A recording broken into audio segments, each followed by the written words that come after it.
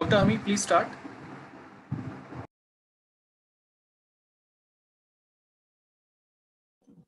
Good evening, everyone. I welcome you all to the third week and the sixth session of International USG Certification Course, Basic Training Online course. I'm really thankful to Mediscan System, NOGS, and ISUOG for their support and collaboration and for making this a success. And before we begin, let's have a video from our sponsors, Mindray.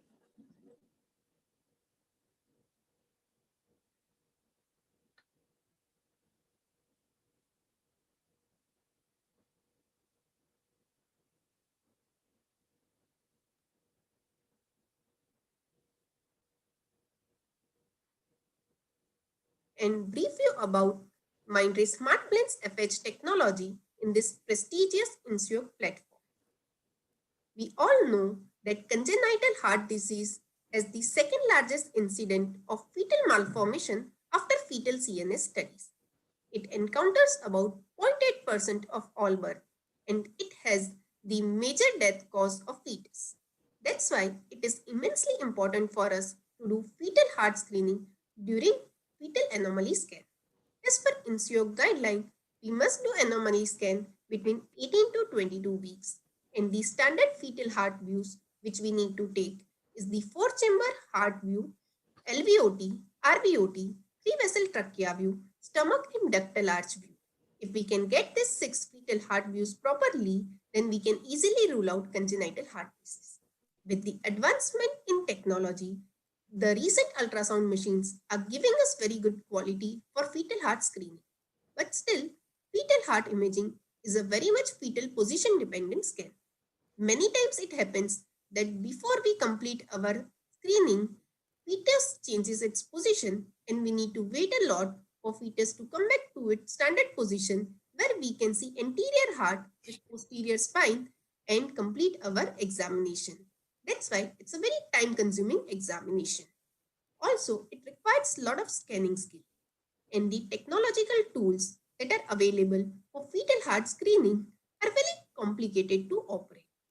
Also, its success rate is very low and it is not giving us the required image quality.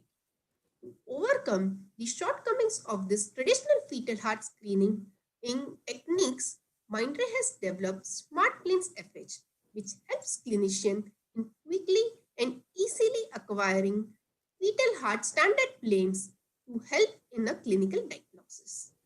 Let's see how it works.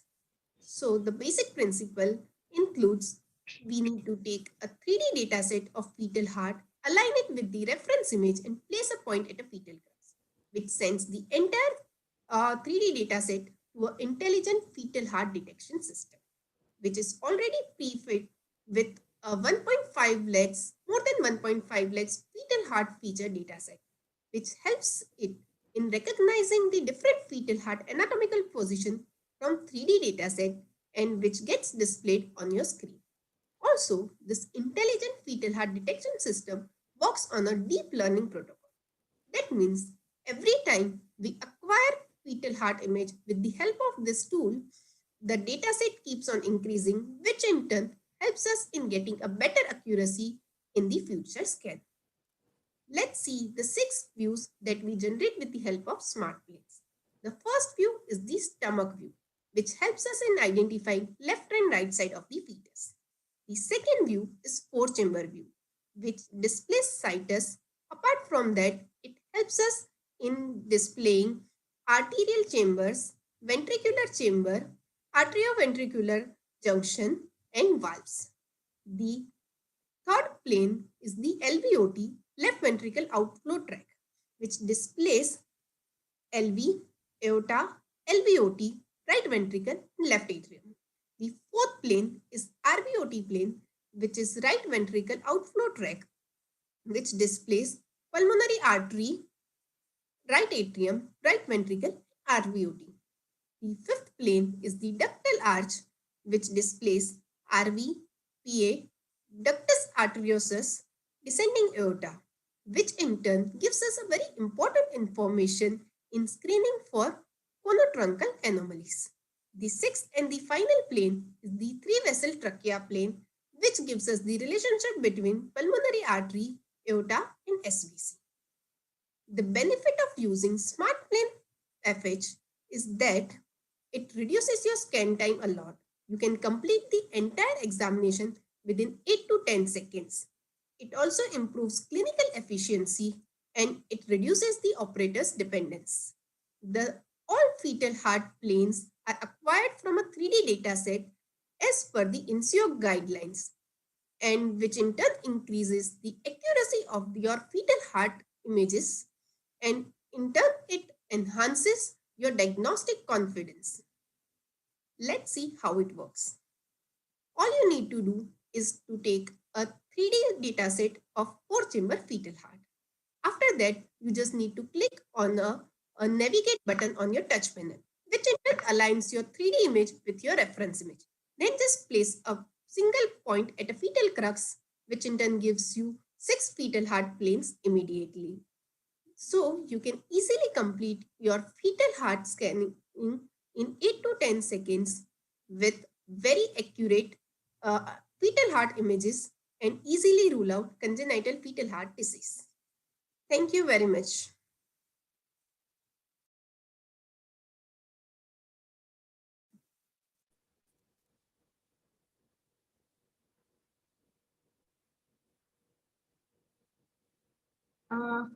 It is truly an excellent opportunity for everyone because we are getting to learn under the guidance of great teachers in the field of ultrasound. And I'm really thankful to Suresh sir, who is like a living legend of fetal medicine in India, and how patiently he was answering all the questions of and all the faculties who were answering the questions so patiently yesterday. It was almost 11 o'clock in the night yesterday. Till then, our sessions were going on. So I think that is the success of our conference. And now the important announcement that our sessions will be starting from 6:30 p.m. every time to allow more time for question and answers. And there is only one link for joining all sessions throughout the course. There is only one link for pre-test and post-test. And kindly check the email every Thursday for how to join, how to view recording, certification process, pre-test and post-test. And the time of pre-test is 5:30 p.m. to 6:30 p.m.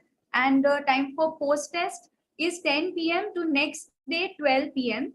And kindly abide by the time, as lot of effort has been put into making these tests, and they are going to be very beneficial to all of you, and you will be able to test yourself how much have you learned after the sessions.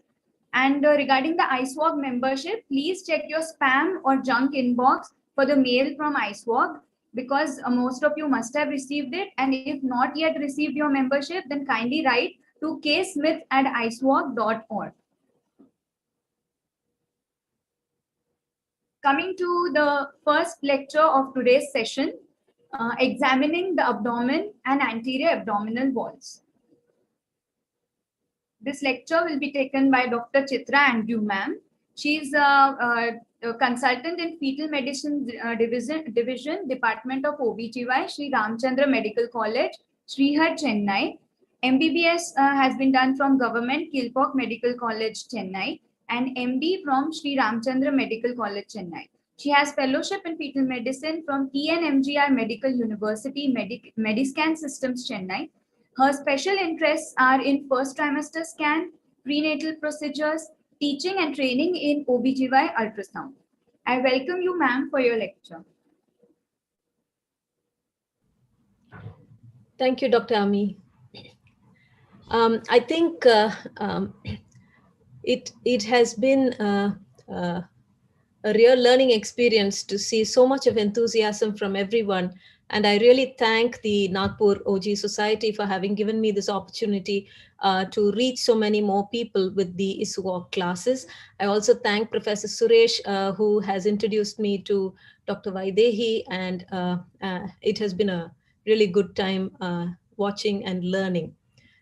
Today, I think my broadband is acting up, so I will probably just go off video for now. In case required alone, I will start it in order to just maintain the flow. So shall I just share screen now? Yeah, okay. Okay. So lecture 1 for today is going to be examining the abdomen and anterior abdominal wall. So the important things are that by the end of this lecture, you should be able to describe how to obtain the two planes required to assess the fetal abdomen and the anterior abdominal wall correctly, and to recognize the differences between normal and common abnormal appearances of the abdomen and the anterior abdominal wall. So the key questions we want to answer are: what are the ultrasound features of plane 11 and the ultrasound features of plane 12? And what probe movements are required to go from 11 to 12? And the abnormalities which should be excluded from the assessment of planes 11 and 12. So just for us to remember, overview is the entire longitudinal head and body, just to orient ourselves whether the baby is head down or tail down. And then we have seen the head, the thorax. We finished the spine, we did the head and the thorax. And then moving down, we have the plane of the abdomen. So how do we obtain this? First, we obtain the baseline plane, that is the sagittal section of the spine, which is plane 1. Then, if we rotate our probe 90 degrees, it has to be a transverse section because we are moving from a sagittal section. 90 degrees has to be a sagittal, a transverse section. Then at the level of the upper chest, we will get plane 10, which is the 3-vessel trachea view of the heart. And then when we move down from there, we get the section of the abdomen. So just sliding down from the chest, we are going to reach the abdomen, where we can see the stomach and the intrahepatic section of the umbilical vein.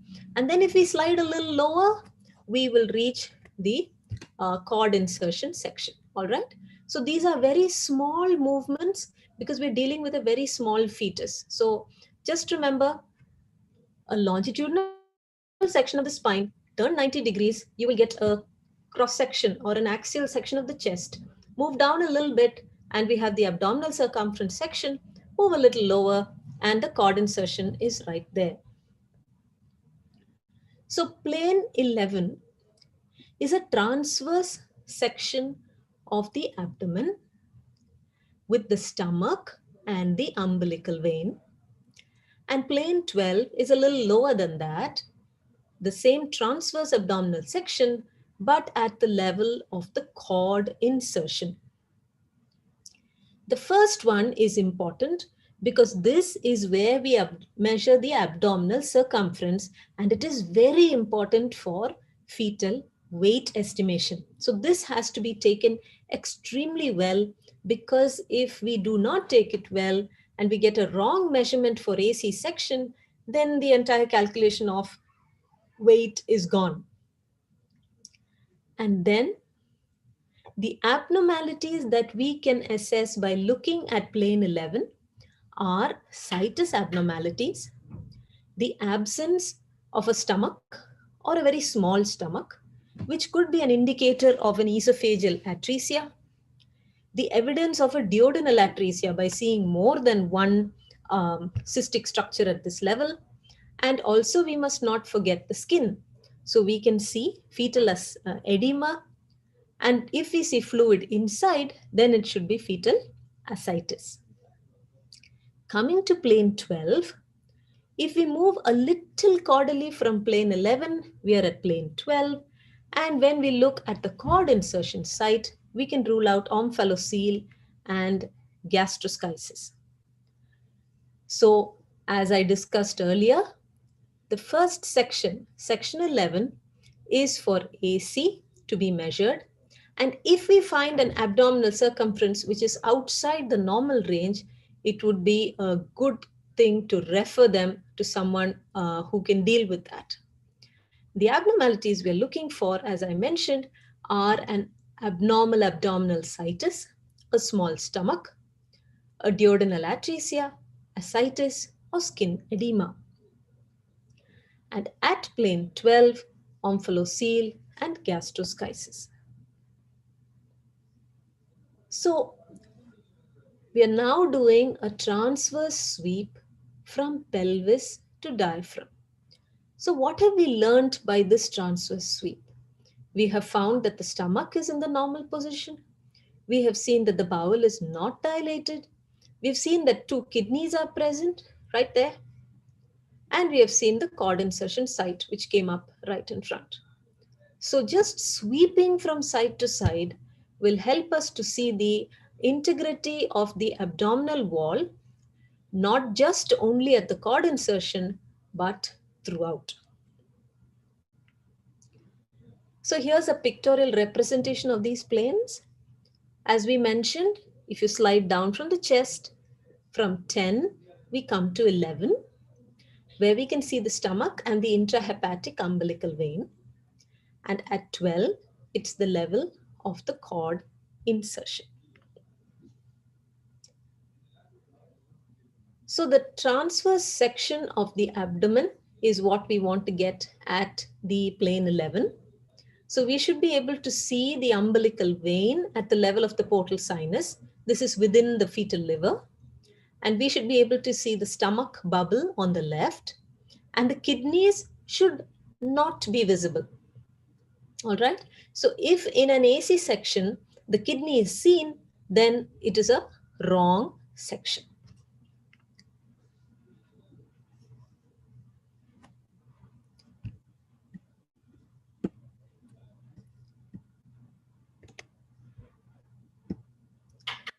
So moving from planes 11 to 12, we can see the AC section right here. And then we can see the probe moving lower. And here we can see a nice cord insertion. So just by sliding inferiorly from the abdominal circumference all the way to the sacrum, we can see both the sections very well.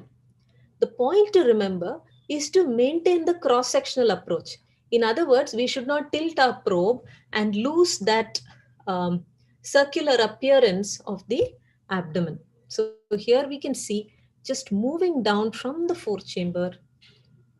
So here we go. You can see fourth chamber. Then we're able to see the stomach. This is a nice AC section.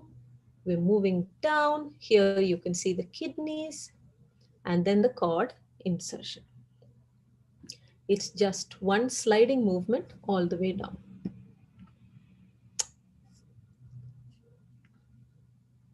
Okay. So since it's a transverse section, we should be able to see a single rib. So seeing a single rib gives me the clarity that I have taken a proper abdominal circumference section. If I see multiple ribs, it means that I am slicing not at a perfect axial, but in a slanting way. So we need to correct our section from the oblique and get a single rib. Then this anechoic structure, no prizes for guessing, it is the stomach. Then we see a linear anechoic structure here within the liver. This is the intrahepatic segment of the umbilical vein. So the umbilical vein has come, entered into the liver, and here it will turn. The spine is here at 9 o'clock. And this little structure near it is the aorta. Remember that the aorta always hugs on to the spine. The further away anterior structure, which is here, is the IVC. So aorta is always close to the spine. IVC is usually slightly more anterior and usually more to the right. So plane 11 has to be correct because it is where we measure the abdominal circumference. So we need to be extremely fussy about this section and remember these criteria. As circular as possible. Remember, if you have made an oval, it means that we have not cut transversely. So the AC will become too much. We should also get a short section of the umbilical vein at the level of the portal sinus. Again, if we have included the abdominal insertion of the umbilical cord, again we have cut extremely obliquely. We have not cut a transverse section. So remember, the definitely we should not take an AC measurement where we have a umbilical cord insertion seen. We should only see a short length of the umbilical vein. You can make out here it's a short length of the umbilical vein, not with the insertion. The stomach bubble should be seen. So we should slide until we get it, and kidneys should not be visible. So we slide, if we are too low down, we'll get the kidneys. So we must slide upward to avoid the kidneys. So this is what an abdominal circumference section should look like. So it is round. It has only one rib. It has this little segment of the intrahepatic umbilical vein, and just this much, not the insertion, just this much. No kidneys seen here. All right. And also we can see the aorta and the IVC. So this is what a perfect section should look like. And remember, it is ideal to have the spine at either the 3 o'clock or the 9 o'clock position. It is not ideal to have it at the 12 o'clock or 6 o'clock. So how should I look at the abdominal circumference? I can either use the circumference as ellipse calipers, which are available in the machine, or by using the AP diameter. And these diameters, if they are used, they should be at 90 degrees to each other. We cannot draw an X as we wish and desire. It has to be a 90 degree to each other, and outer to outer. Always outer to outer. All right. So no matter whether I use the ellipse or the linear measurements, it is always the outer surface of the skin line. This can be just plotted into the machine, and the machine will usually be able to give us the measurement. And the measurement is by this formula, which is the anteroposterior plus the transverse, the whole multiplied by 1.57. So having taken a perfect abdominal circumference section, we move a little downwards to get this transverse view where we're looking at the entire anterior abdominal wall at the level of the cord insertion. So here again, we can see the spine here at 3 o'clock position and this umbilical cord insertion. We will not be able to see the bladder here. In this section, we will not be able to see the bladder because that is little more caudal. So we should remember to see all of this so that we are assessing the integrity of the anterior abdominal wall. Sometimes it may help to switch on color to see the cord insertion better, and we can see the blood vessels just light up as we switch on the color Doppler. This is a little more useful when we see a cyst or we are not sure what that is, and we can switch on the color to make sure whether we are seeing vessels or whether it is a cyst. Okay. So if we have any confusion or doubt, if you see a cyst very close to the cord insertion, we have any kind of a doubt, switching on the color will always help us because obviously the vessels will fill with color and the cyst will not. So if it is a dilation of the vessel, then we can always make out. Then the next step is to look at fetal abdomen organ situs. Now, it is very important to determine fetal laterality at the very start of the examination to rule out situs abnormalities and the various associated heart and abdominal conditions that can be seen. Now, there are various methods of doing this, and while starting out, all of them seem like hocus pocus. Okay, all of it sounds very scary, but ultimately you will find out it is just very simple and very instinctive to do, although there are many methods and many ways of describing. Okay, so just take the next few slides um, slowly, and nothing will go wrong. It's very doable. One way of doing situs is to use a doll or to imagine oneself in the alignment of the baby, or to use the right hand thumb rule. Now, ISUOG recommends the right hand thumb rule to determine abdominal situs. So, the first thing we need to do, regardless of what method we use, is the baby in a cephalic presentation or in a breech presentation? In other words, is the baby's head down or is the baby's bottom down? Now, in this particular image set that has been given here, the baby is in a cephalic presentation with its head down, and its spine is on the maternal right. Okay? And the fetal left, therefore, has to be up. The cardiac apex is directed up, so to the left, and so is the stomach, and therefore they are both on the left together. This is situs solitus. So what have I said now? I've said the baby's head is down. Okay. So imagine if we were lying down with the head towards the keyboard of your computer and the feet pointing towards the screen of your computer, then naturally your left side only has to be up in this position because your spine is to the maternal right. Then naturally the left side is up and these two are up, so it is situs solitus. Now, when we look at this image, this set, look at it. Same thing. Okay. What has been written here? It is in a breech presentation. One slide ago, when we were lying down in a cephalic presentation with the left side up, then this was left. But the minute this becomes a breech presentation, then it is the right side which is up. Okay.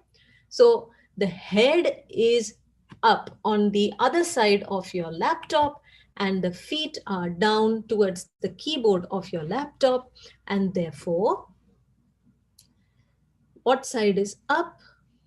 It is the fetal right side and the stomach is on the right.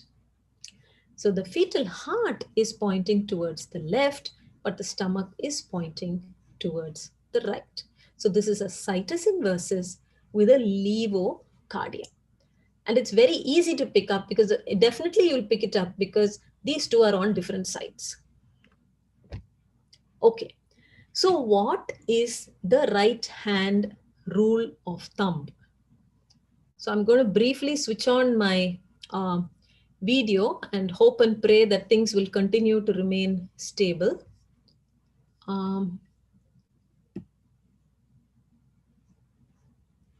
All right, so I am on, yes. Okay. So what we have to do here is to make a fist of our right hand and imagine that the knuckles are pointing towards the fetal head. The back of the hand is the fetal spine. So automatically the palm becomes the anterior aspect of the fetus.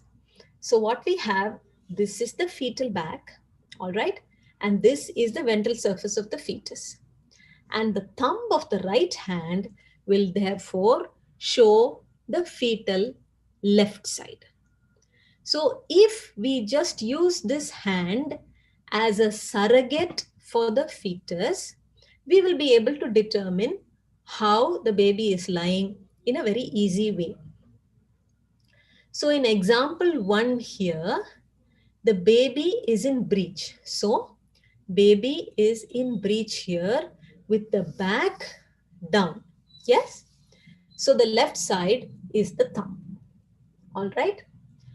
If the baby, as in example 2, is still in breech, but its back is facing your ultrasound probe, then the fetal left is towards this side. If the fetus is in a vertex position, this is the baby's back, it is towards the mom's spine, then the fetal left is towards this side. And if it is the other way, then this is where the fetal back is, and this is where the fetal left is. So just by using the hand as a surrogate or as a doll, and just imagining what the hand would do if it is in the presentation which the fetus is lying in at this moment, we will be able to easily find out what the position of the right and left of the fetus is. Having determined that, we can then proceed to determine where the stomach is and where the heart is.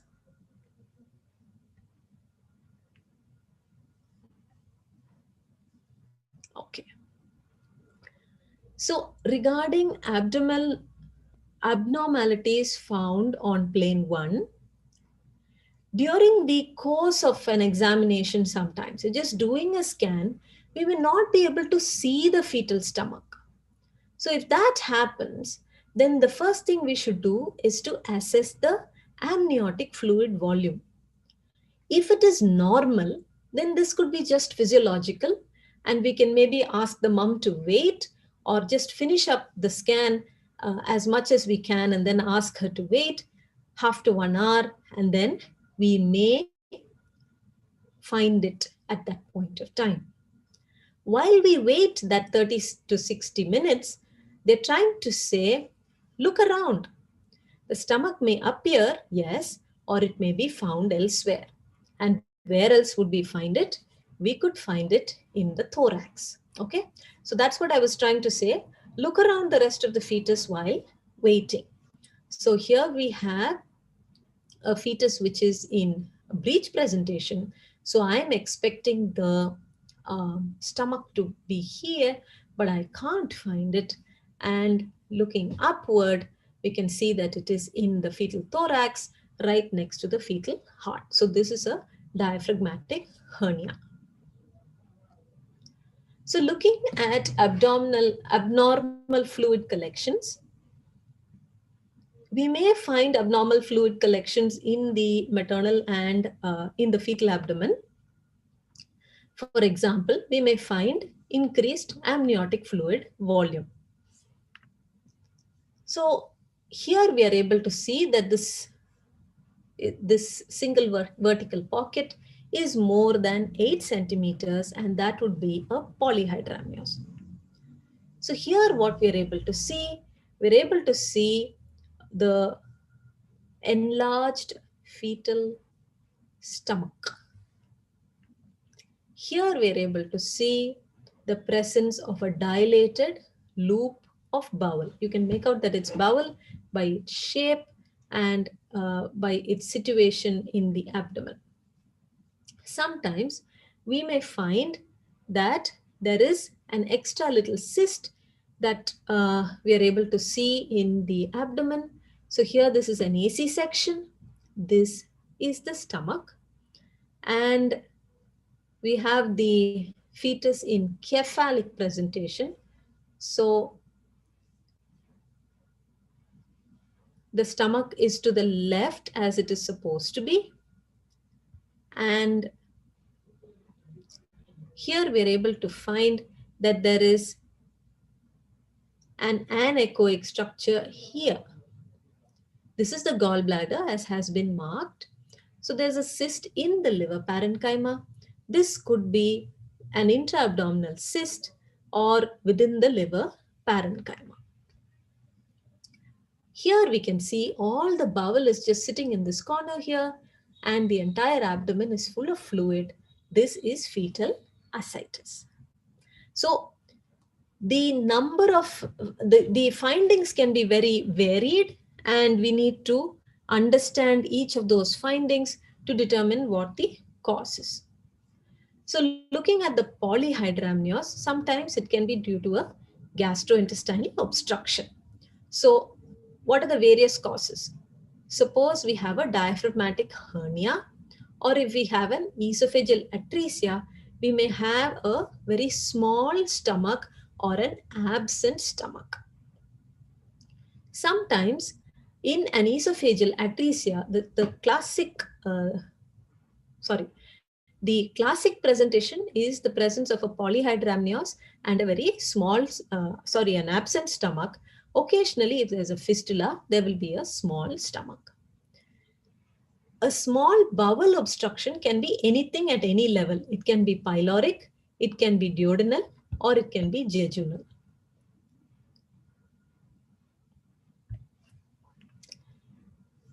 Next, we're looking at esophageal atresia. So it can be seen in about 1 in 3,500 live births. It is quite a difficult condition to find prenatally, and that is because this polyhydramnios may develop quite late in gestational age.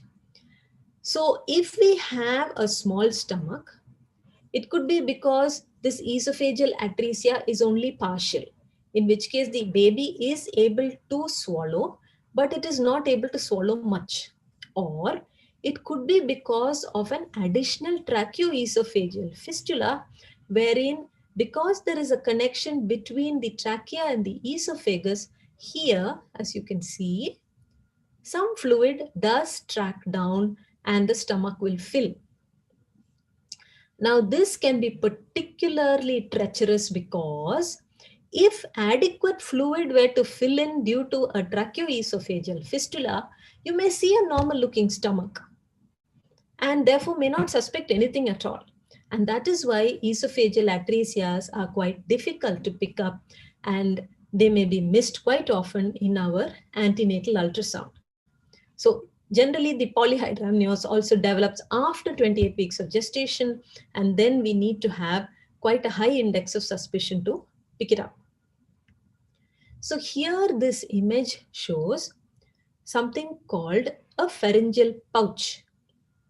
The pharyngeal pouch is seen in this baby with esophageal atresia because it is the atretic segment which is just filling with the fluid as the baby swallows, and then it cannot go any further, so then the baby just regurgitates that fluid. So the pouch sign is one that is quite transient, and it will be seen only if we very carefully examine it, and then it can again be, it can disappear. It is because of the baby just regurgitating the fluid. Another thing that we can get is a double bubble. Now, this most of us are familiar with. So what we have here is an abdominal circumference section in which we have two bubbles. All right. So this is duodenal atresia, which is a very common condition. It is a common condition of perinatal intestinal obstruction, seen quite rarely, 1 in 10,000 live births, but its association with trisomy 21 makes it quite famous. It is also associated with an increased perinatal morbidity and mortality.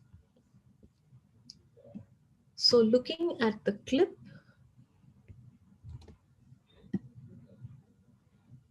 oh, this is refusing to play. Oops. Okay, so basically when we see that there are two bubbles, we need to demonstrate this connection between the two bubbles. Now, because this media is refusing to play, I'm not able to demonstrate that there is an additional bubble here. But as in this previous image, if we just get two bubbles, we cannot call it a duodenal atresia unless we are able to demonstrate this connection from the stomach to the next bubble. Okay, I hope I'm clear. So this again, I do not understand. It refuses to play today. So, so this is where the second bubble is, and demonstrating this connection is key to understanding that this is indeed a duodenal atresia. Next, we have small bowel loops.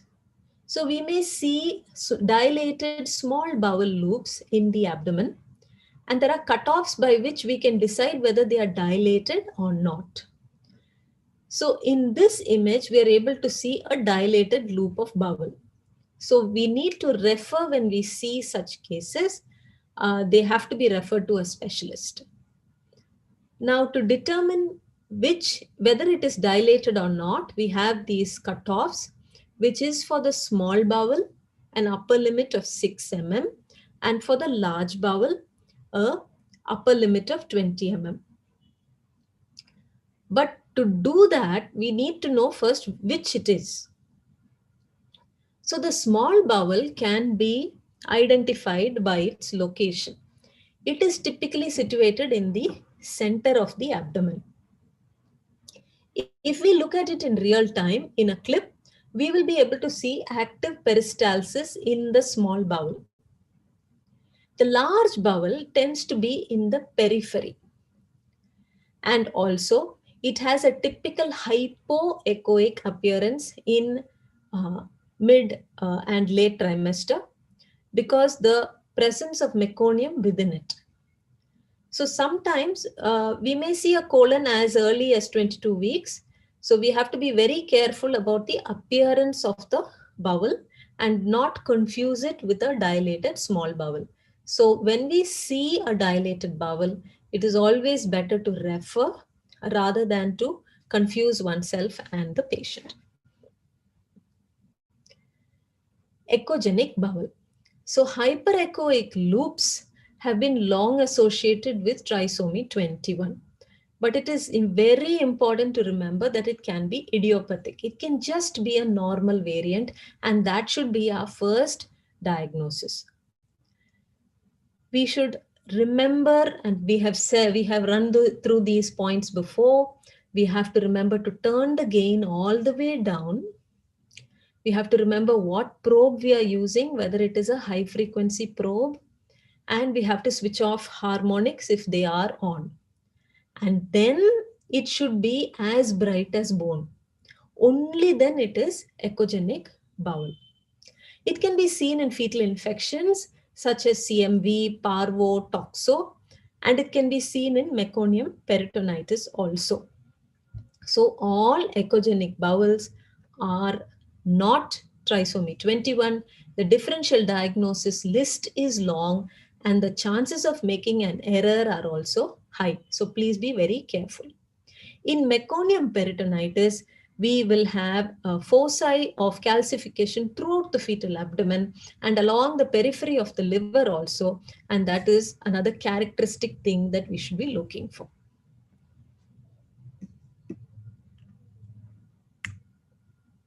So this is a case of CMV at 19 weeks, and we can make out the echogenic bowel. So next we have a fetal abdominal cyst. If we see a cyst, we should refer. The queries that run through our mind are, is it from the genital tract? Is it from the bowel, the mesentery, the kidney, or from the gallbladder, or is it from, or the liver, or is it from some other organ? It can be anything. It can be due to a duplication cyst. It can be a mesenteric cyst. So because the differential diagnoses are wide, when we see a fetal abdominal cyst, it is better to refer.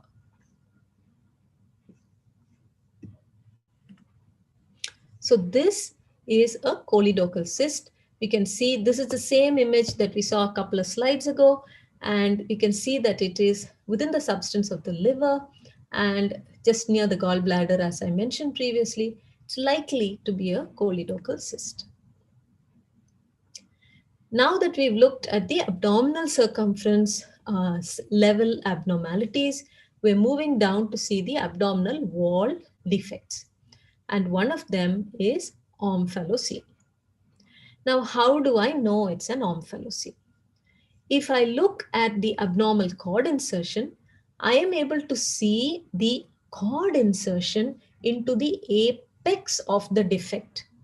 And this usually contains liver or bowel, and it is membrane covered.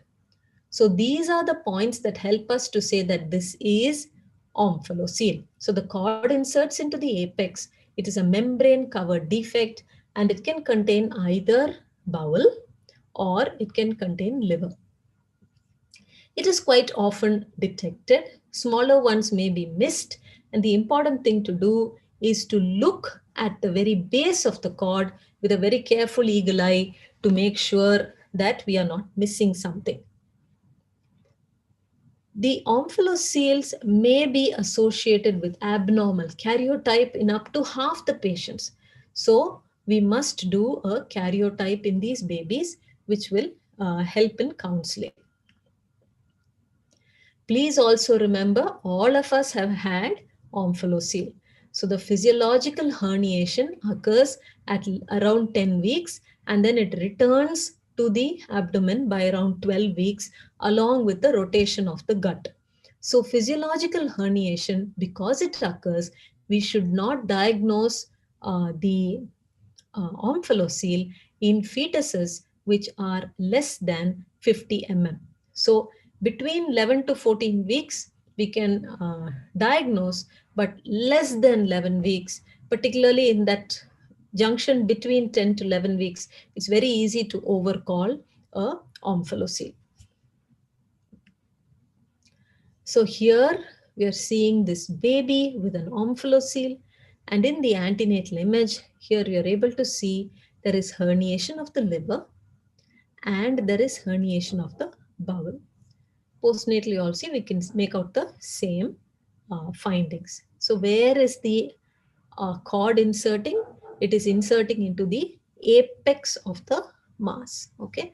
You can also make out that the baby had a bilateral cleft lip and palate, and this is therefore much more than a just an omphalocele. So it's always important when we see one abnormality not to get overexcited by that one, but to complete all the sections and then come to a complete diagnosis.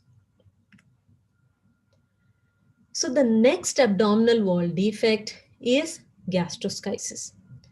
Now, in this clip, basically it shows the echogenic bowel floating free in the abdominal fluid through a defect in the abdominal wall. Here again, we can see the Doppler with the vessels showing. The point is that we are able to see a normal cord insertion. So it is very important for us to remember that just seeing a cord insertion doesn't mean that the abdominal wall is perfect. We should see the entire anterior abdominal wall. And we saw that image a few minutes ago where we looked at that dotted line running all across. So that is how we need to look at the abdominal wall. So this can be seen as 1 to 6 in 10,000 live births. It's seen in younger women.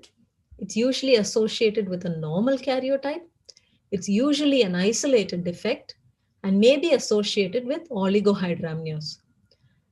10 to 15% of cases may have a late intrauterine fetal demise.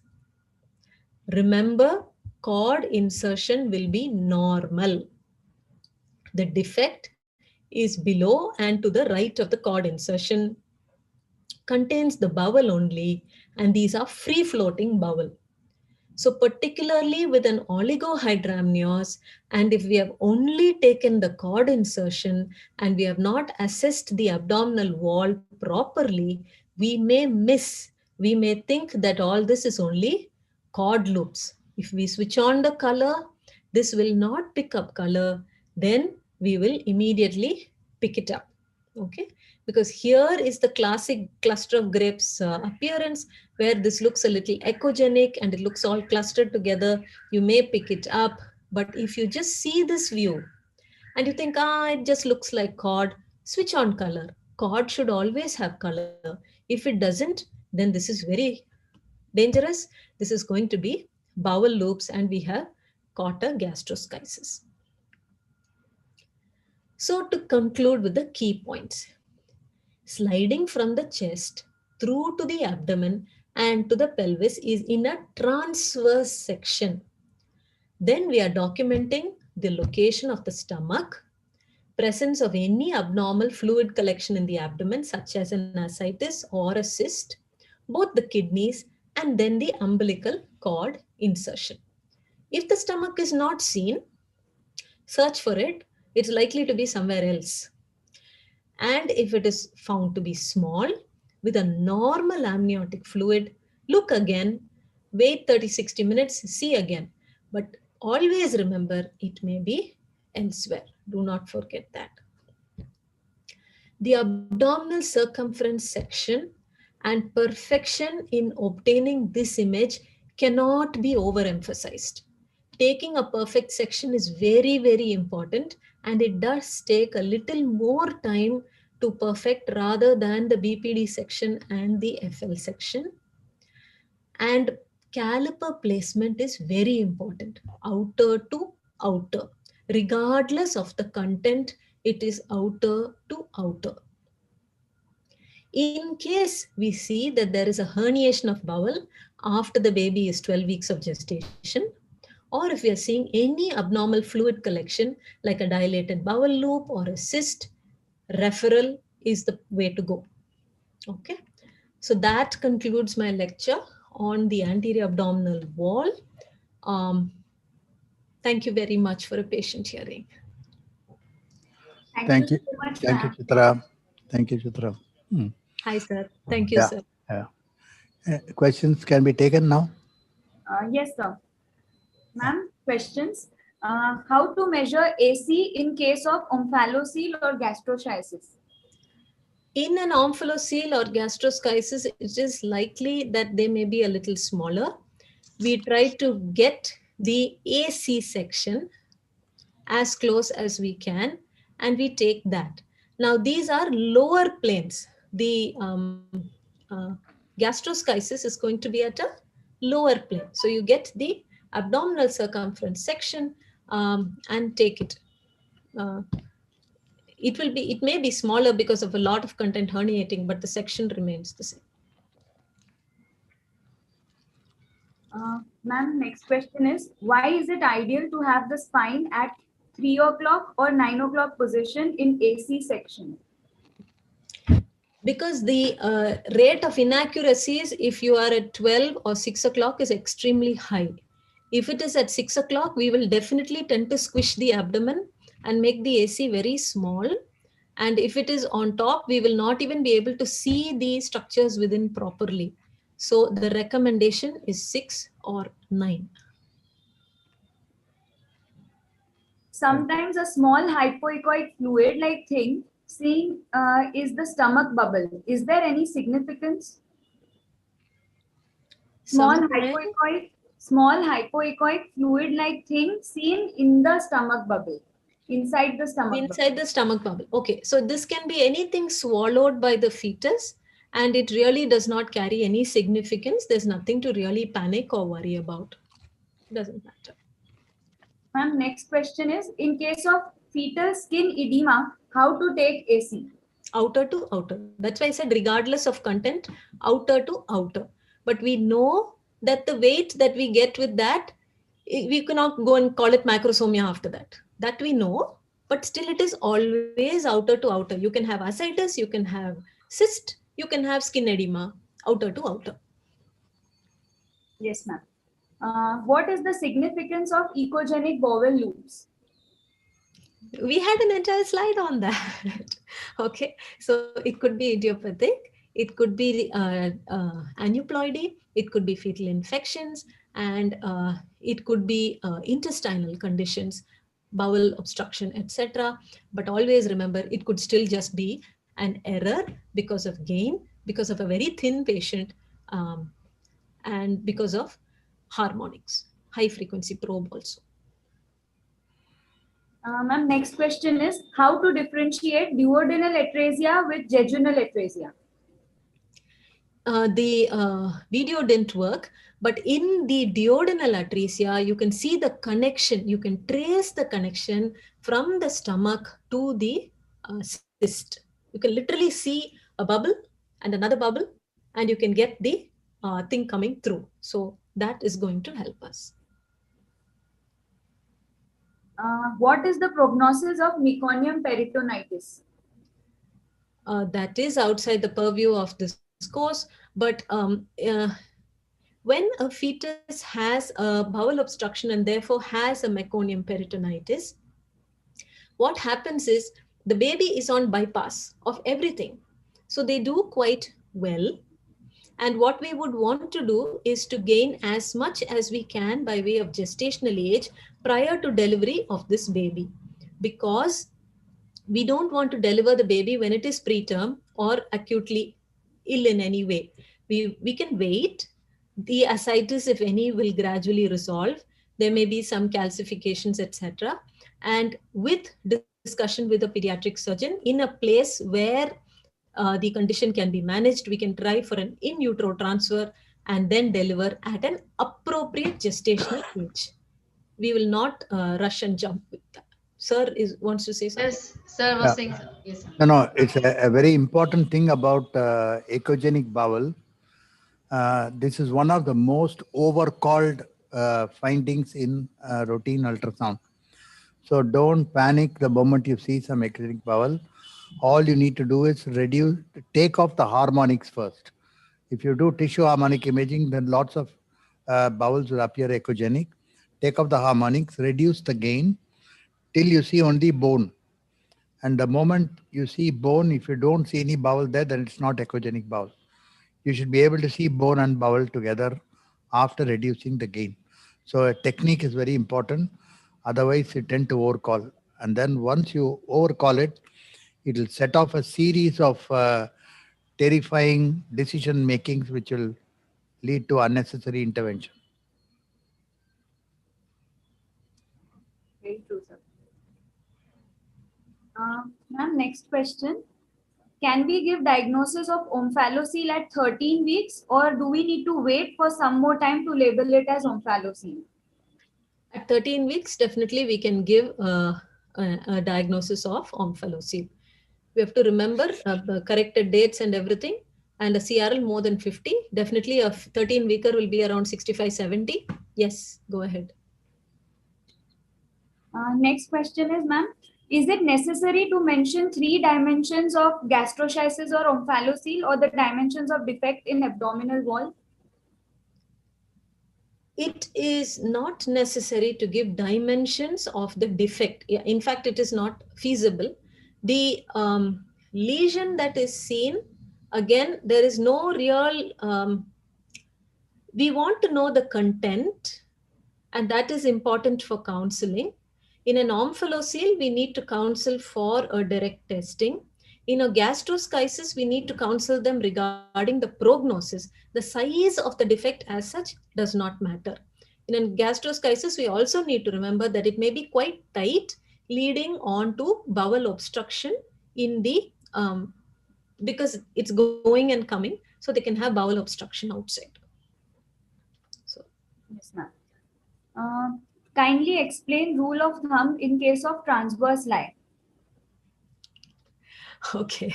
Now, in a transverse lie, basically what you have to do is, at least the way I do it, is to, one will be definitely a little lower than the other. Okay. So you go with your probe from one end to the other and try to decide which is a little lower than the other. And I use that as either cephalic or breech. So that is the way I do it. The other option would be to use the thumb like that. But that's not something that I would venture to do. So if we were to a transverse lie like this, I would call as a breech and then go ahead and figure it out. All we want to know is which side is left, and that can be pretty much easily done. Yeah.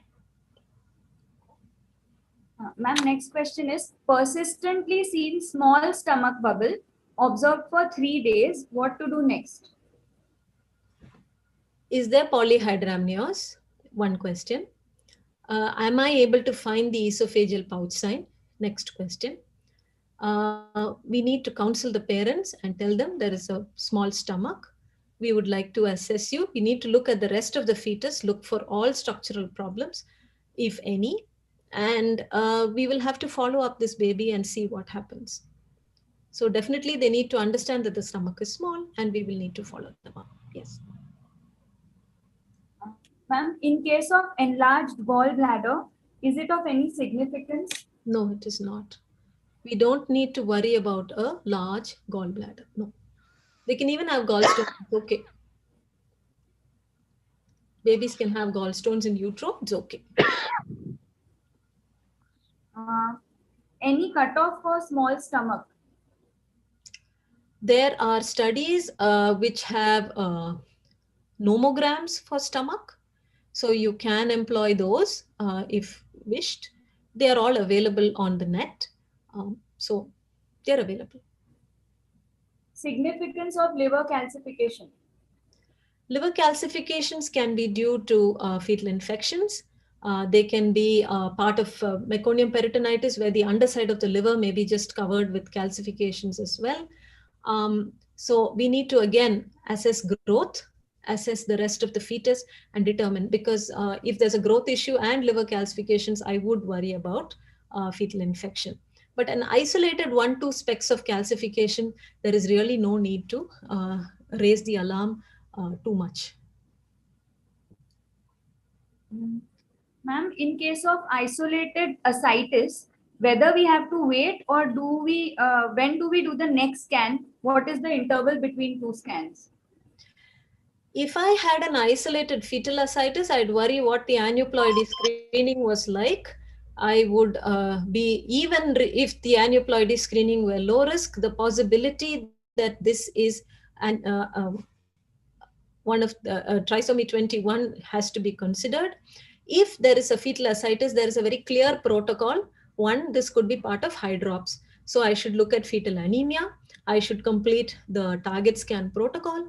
And having got a completely normal fetus with normal growth, everything else, no other evidence of any fluid collection, then I should definitely do a karyotyping.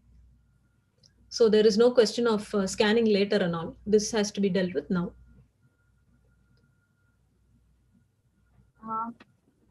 Please discuss grades of hyperechogenic bowel. There are grades, but I'm unable to just pick them up off the top of my head. No, I'm unable to. Sir, would you please? Grading of echogenic bowel was done long ago. See, always imagine the worst case scenario will be grade 4. Okay. And that is when you see severe high level of echogenicity with shadowing. Then you have the next level of grading. All I'm trying to say is echogenic bowel is very subjective.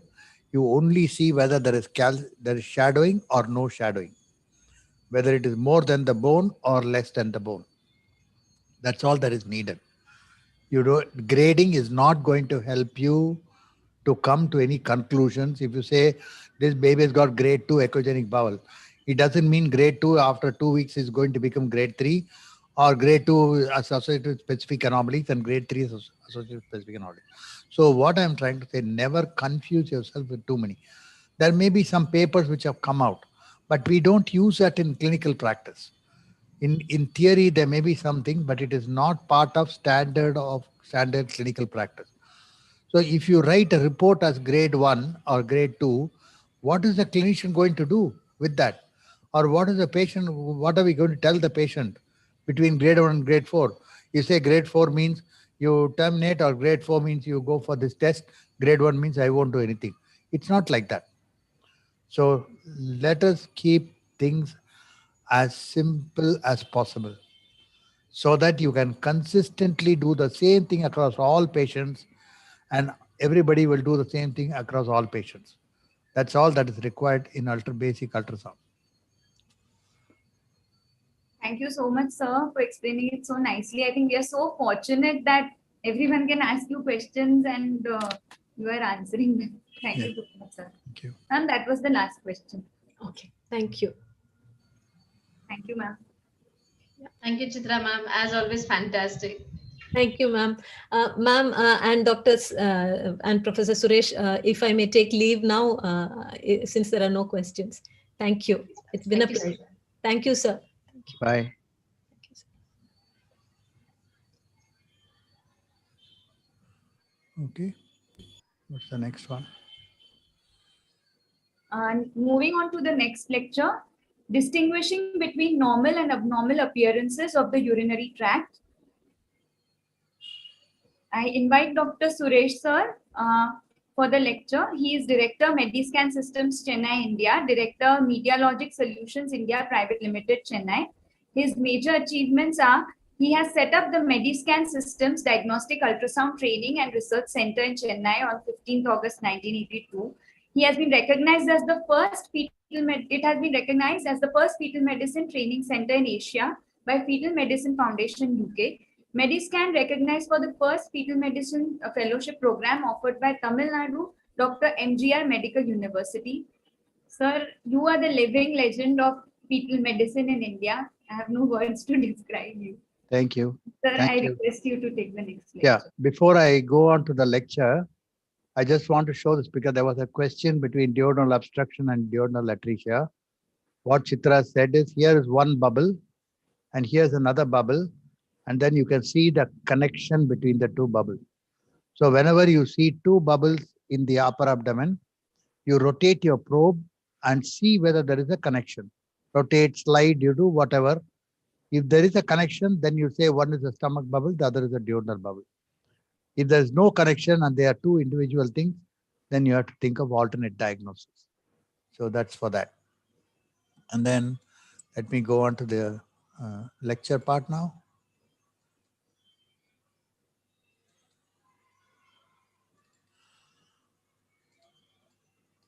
Okay, that's.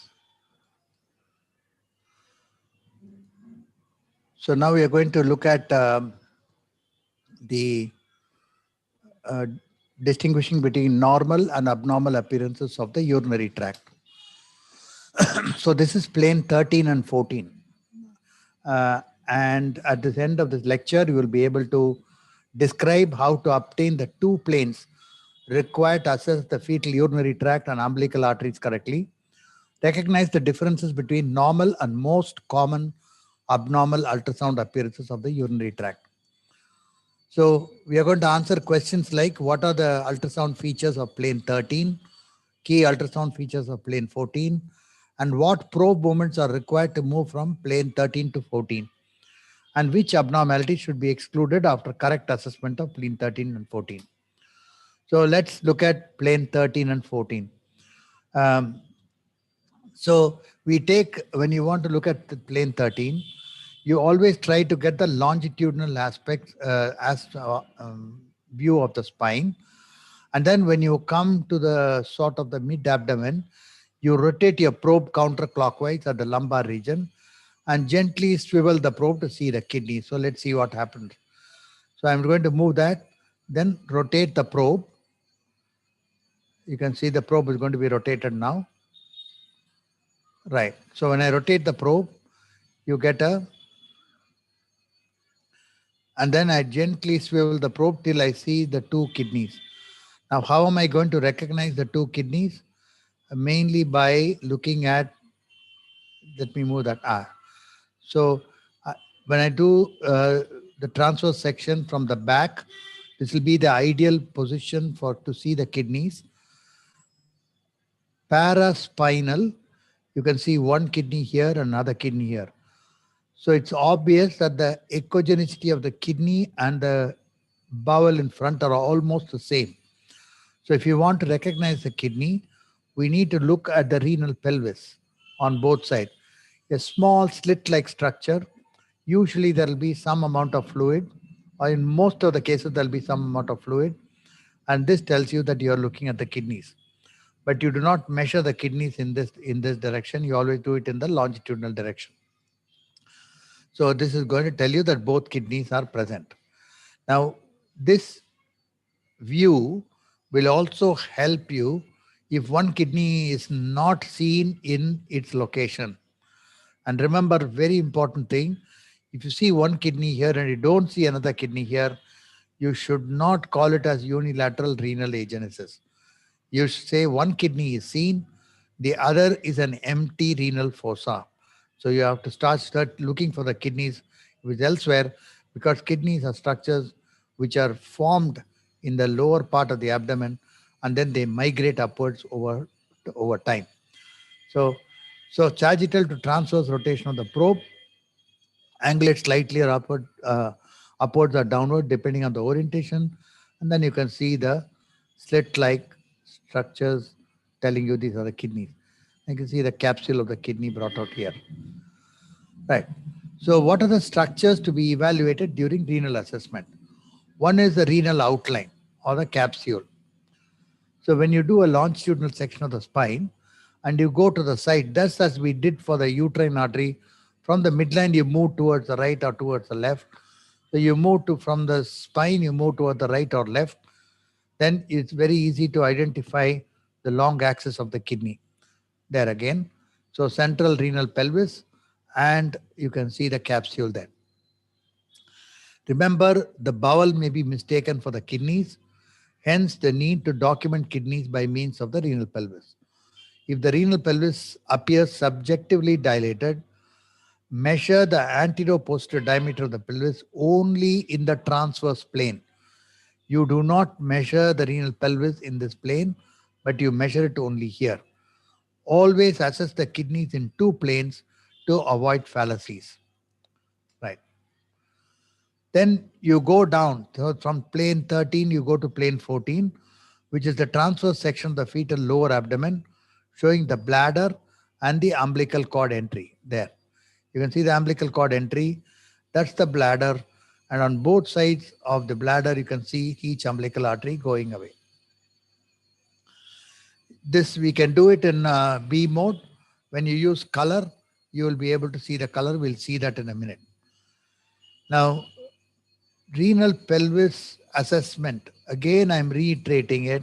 Here you see a dilated renal pelvis or what looks like it.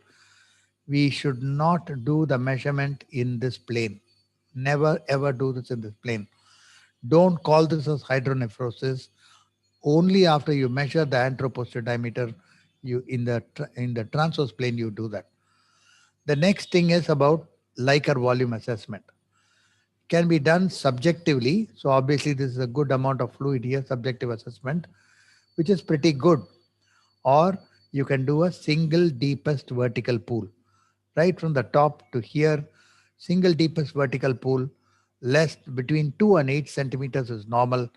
Less than 2 centimeters is oligohydramnios. More than 8 centimeters is polyhydramnios. So here I would give you a word of caution, because if you move this probe here, you can see that are able to see this echogenic line here. Sometimes this is of course a reverberation artifact. You can, these reverberation artifacts can actually fill up all the way here, and you might measure from here to here rather than from the uterine wall to here. So beware of reverberation artifacts when you measure single deepest vertical pool, which is very classically brought out here. These are reverberation artifacts. We have measured this as the pool, which is 1.38. And sorry, this patient is a high BMI patient. And when we adjust for the reverberation artifacts, reduce the gain a bit, you can see actually the wall is here and the Likert is 3.08. So I will call this as oligohydramnios. I will call this as normal Likert. Likert is a surrogate marker for renal function.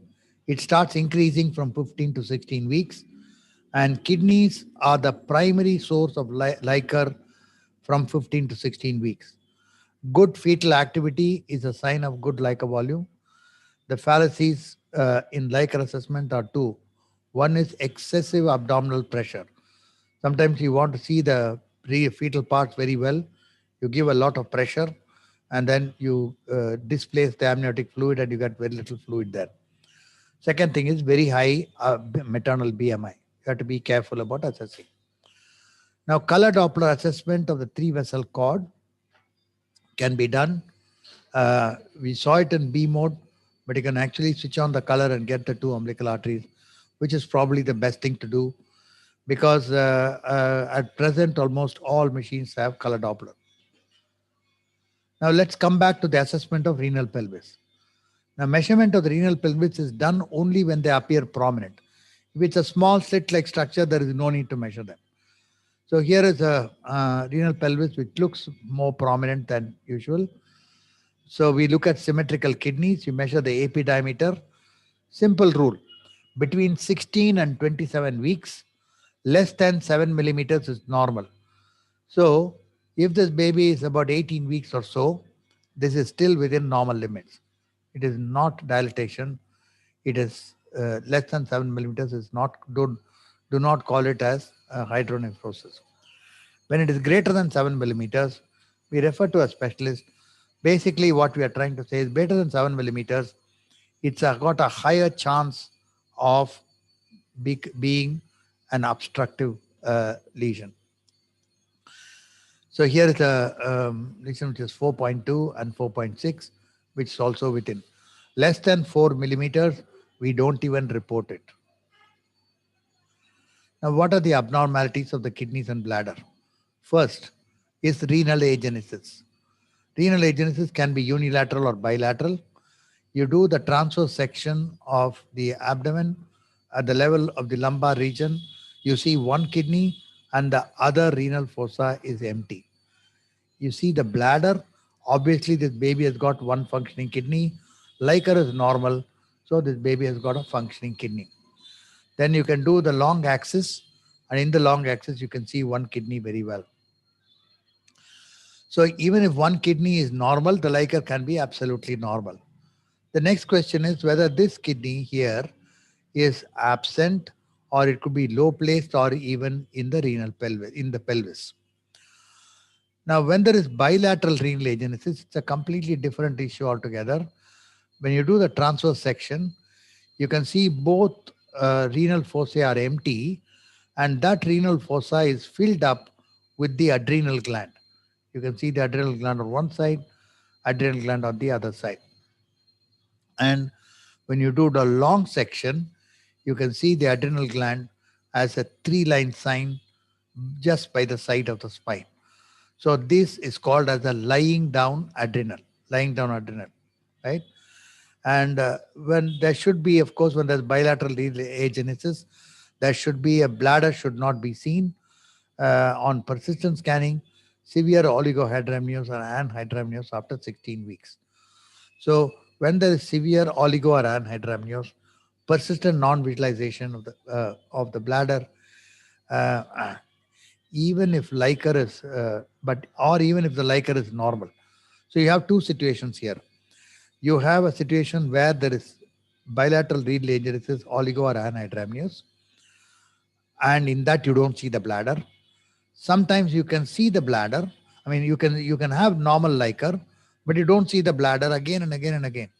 Such patient also should be referred because in such a case, somewhere the kidney is there which is functioning and the bladder is not filling up.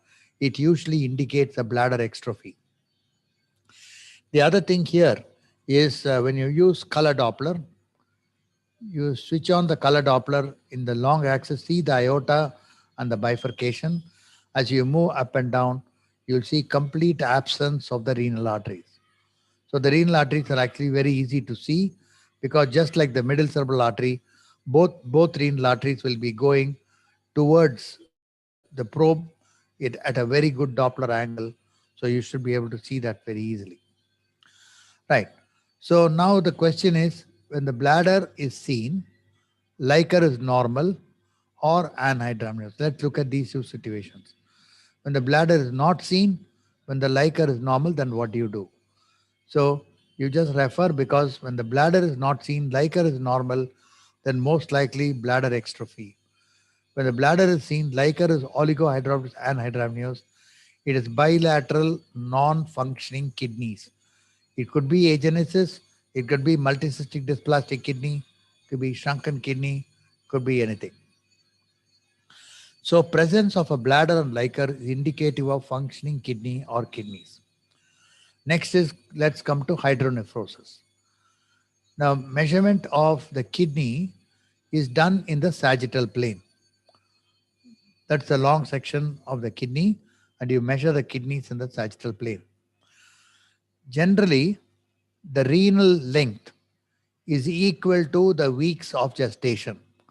For 23 weeks, the renal length will be 23 millimeters. That's its general benchmark. Here, of course, the kidney is enlarged, obviously, due to hydronephrosis. Once you see hydronephrosis, you start looking at whether the calyces are dilated. So here you can see the calyceal dilatation. And once you see calyceal dilatation, it is significant hydronephrosis or severe. With calyceal dilatation, we can definitely say there is obstruction. Now let us imagine two scenarios. One is where there is a renal pelvis dilatation without calyceal dilatation, and another with renal pelvis dilatation with calyceal dilatation. The difference between these two is the one with calyceal dilatation, I'm going to call it as obstruction present. The one without calyceal dilatation, I will say there's a dilated renal pelvis.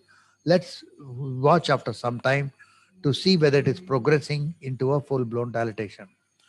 So it can be seen as a progressive finding in lower urinary tract obstruction. So there is a post-urethral valve. The bladder is distended, then the upper tract distends, and slowly over a period of time, it balloons out. Right. And next is cystic kidneys. So here you can see a enlarged kidney with cysts of varying sizes. And the moment we see cystic kidneys, we ask whether it is unilateral or bilateral. Here you can see this is a bilateral enlarged cystic kidneys. And these cysts don't communicate with each other. Here you can see lots of cysts, but they don't communicate with each other. Whereas in hydronephrosis, there will be communication of these two cysts with each other. The renal architecture appears echogenic and anhydramnios due to non-functioning kidneys. So enlarged multicystic dysplastic kidneys. Now, you can have a cystic dysplastic kidney only on one side, and the other kidney can be absolutely normal. And if the bladder is normal, then the baby could have a single functioning kidney where the bladder and liquor will be normal. The possibilities are possibilities of hydronephrosis or vesico-ureteric reflex in the contralateral kidney, but there is no hydronephrosis here. So you need to evaluate and report it as it is, that's all. That you can reassure the patient, this doesn't matter. After birth, we can take care of it, whereas now the baby has got a functioning kidney. Oops, sorry about that.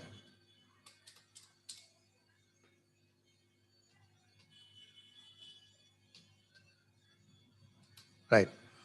Next is enlarged echogenic kidneys. So here you can see the kidneys both are enlarged significantly and they are quite echogenic, but you don't see those large cysts. What is happening is there are very, very, very tiny, small cysts which are not very well resolved, because this happens because of the dilatation of the collecting tubules. So there is a thin rim of cortex, and then in the medullary region, you see dilatation of the collecting tubules, and that causes increased reflectivity and echogenic kidneys. So this is a very classical appearance. This is always bilateral, and a classical appearance of autosomal recessive polycystic kidneys, or ARPKD. So this patient needs to be referred because we may need to do some other testing, and ultimately, of course, this is not compatible with life, and the termination of pregnancy can be offered. Now let's look at hydronephrosis. Hydronephrosis can be unilateral or bilateral. Here in the transverse section of the kidney, one side it is 5 millimeters, the other side is 3.8 millimeters. As we said earlier, the one with 3.8 millimeters, I'm not going to call it as dilatation. The one with 5 millimeters, also I might wait for a little while to to say, let me do a repeat scan and see whether it's 5 becoming 7 or more than 7. Whereas in this picture, you can see 7.9 millimeters and 1.65 centimeters. And this is 7.9 millimeters, and there is 1.65 centimeters or 16 millimeters. So obviously the left kidney is definitely hydronephrotic, and this kidney also has crossed the threshold of 7 millimeters. So most likely this is hydronephrosis. It's not uncommon to see unequal dilatation on both sides. And here, of course, is even without measurement, you can see both are bilateral hydronephrosis. Now, the difference between this image and this image where the spine is anterior, here the spine is posterior. But remember, the spine is posterior. We have taken a true cross section of the spine, and I can measure the AP diameter of the renal pelvis even at this in this image. So here is a real-time picture of bilateral hydronephrosis. You can see significant calyceal dilatation, and here it is a unilateral hydronephrosis, very large dilatation of the renal pelvis. The calyces are also ballooned out, and this is obviously a pelvic-ureteric junction obstruction. Right, what about the bladder? The bladder is very important in any obstructive uropathy because here is a gross bilateral hydronephrosis, but the bladder is absolutely small and normal. So in such cases, most likely the site of obstruction is in the upper tract.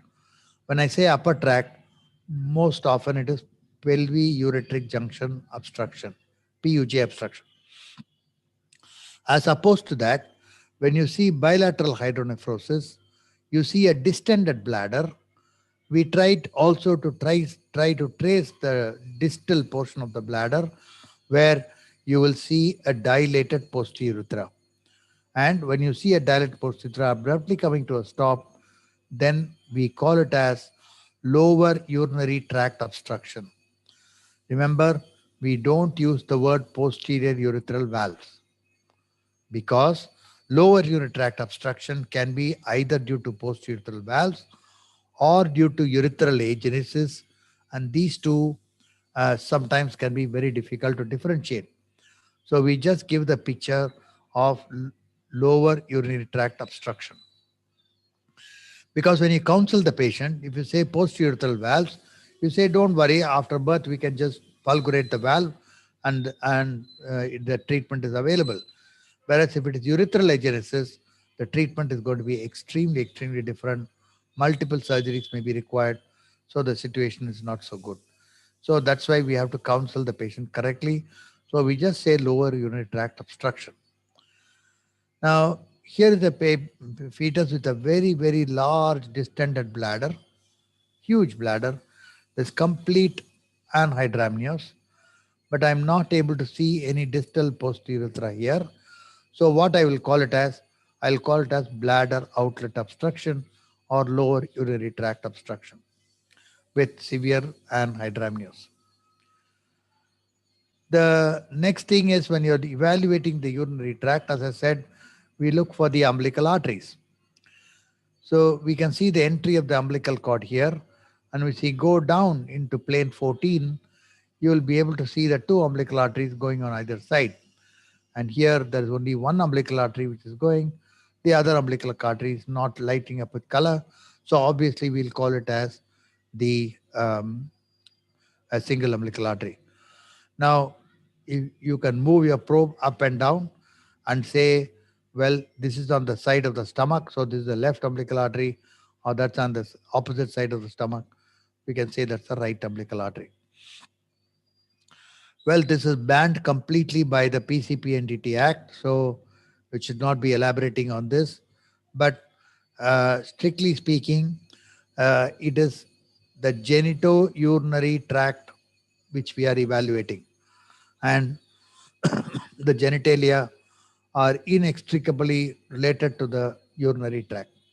That means by For example, if I say there is a distended bladder, and I find that this is the baby has got labial shadows, then I can exclude posterior urethral valves completely because PV occurs only in male babies. But barring that, of course, we don't sort of look at the genitalia because we sign in the PCP&DT form. I neither have seen nor reveal the sex of the baby. So let's move from here. So the key points we need to understand are fetal kidneys are to be assessed in transverse and sagittal planes.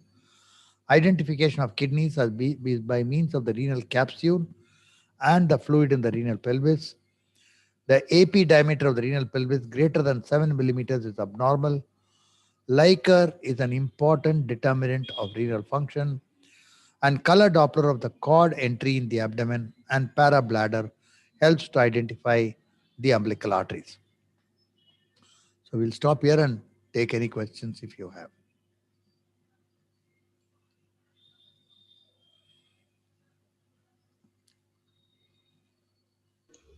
Ami?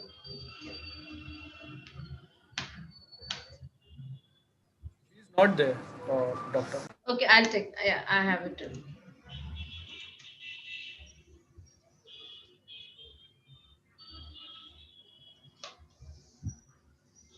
Yeah. So what should we counsel the patient if one-sided renal agenesis, if there is unilateral renal agenesis regarding continuation of pregnancy? How to counsel? Okay. So if we actually look at people walking on the road, okay, and then you decide to say, all of you come for a renal scan, and all of them are normal people. They come for renal scan. You keep on scanning, okay, just to say whether 2 kidneys, 1 kidney. Then here will come one 80-year-old man. You scan and you see 1 kidney and you search for the other kidney, you don't find it. You tell the person, sir, what happened to your other kidney?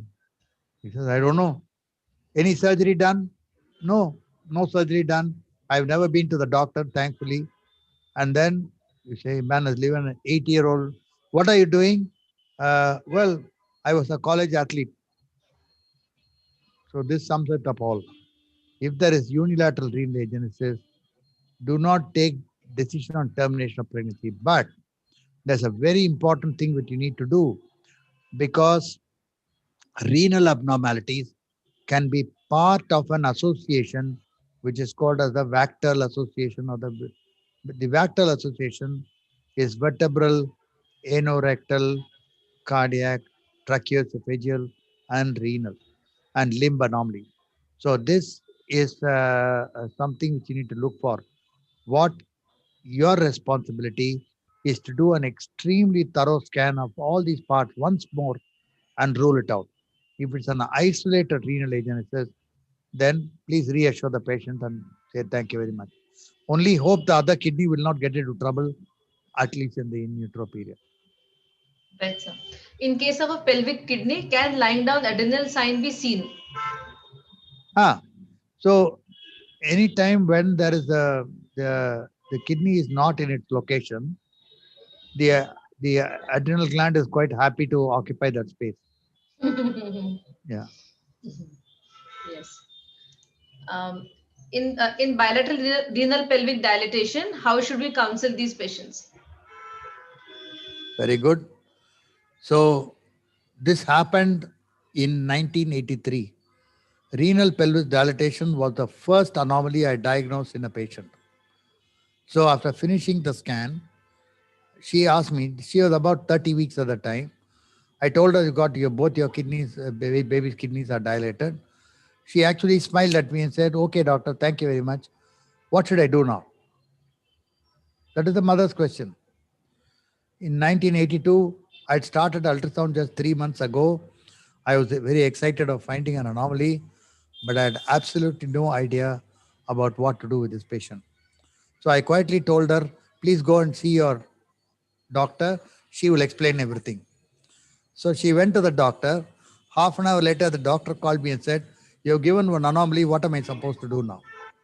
So we were both groping in the dark, but today we have some information. We know that when there is a renal pelvis dilatation, we have what is called as a natural history.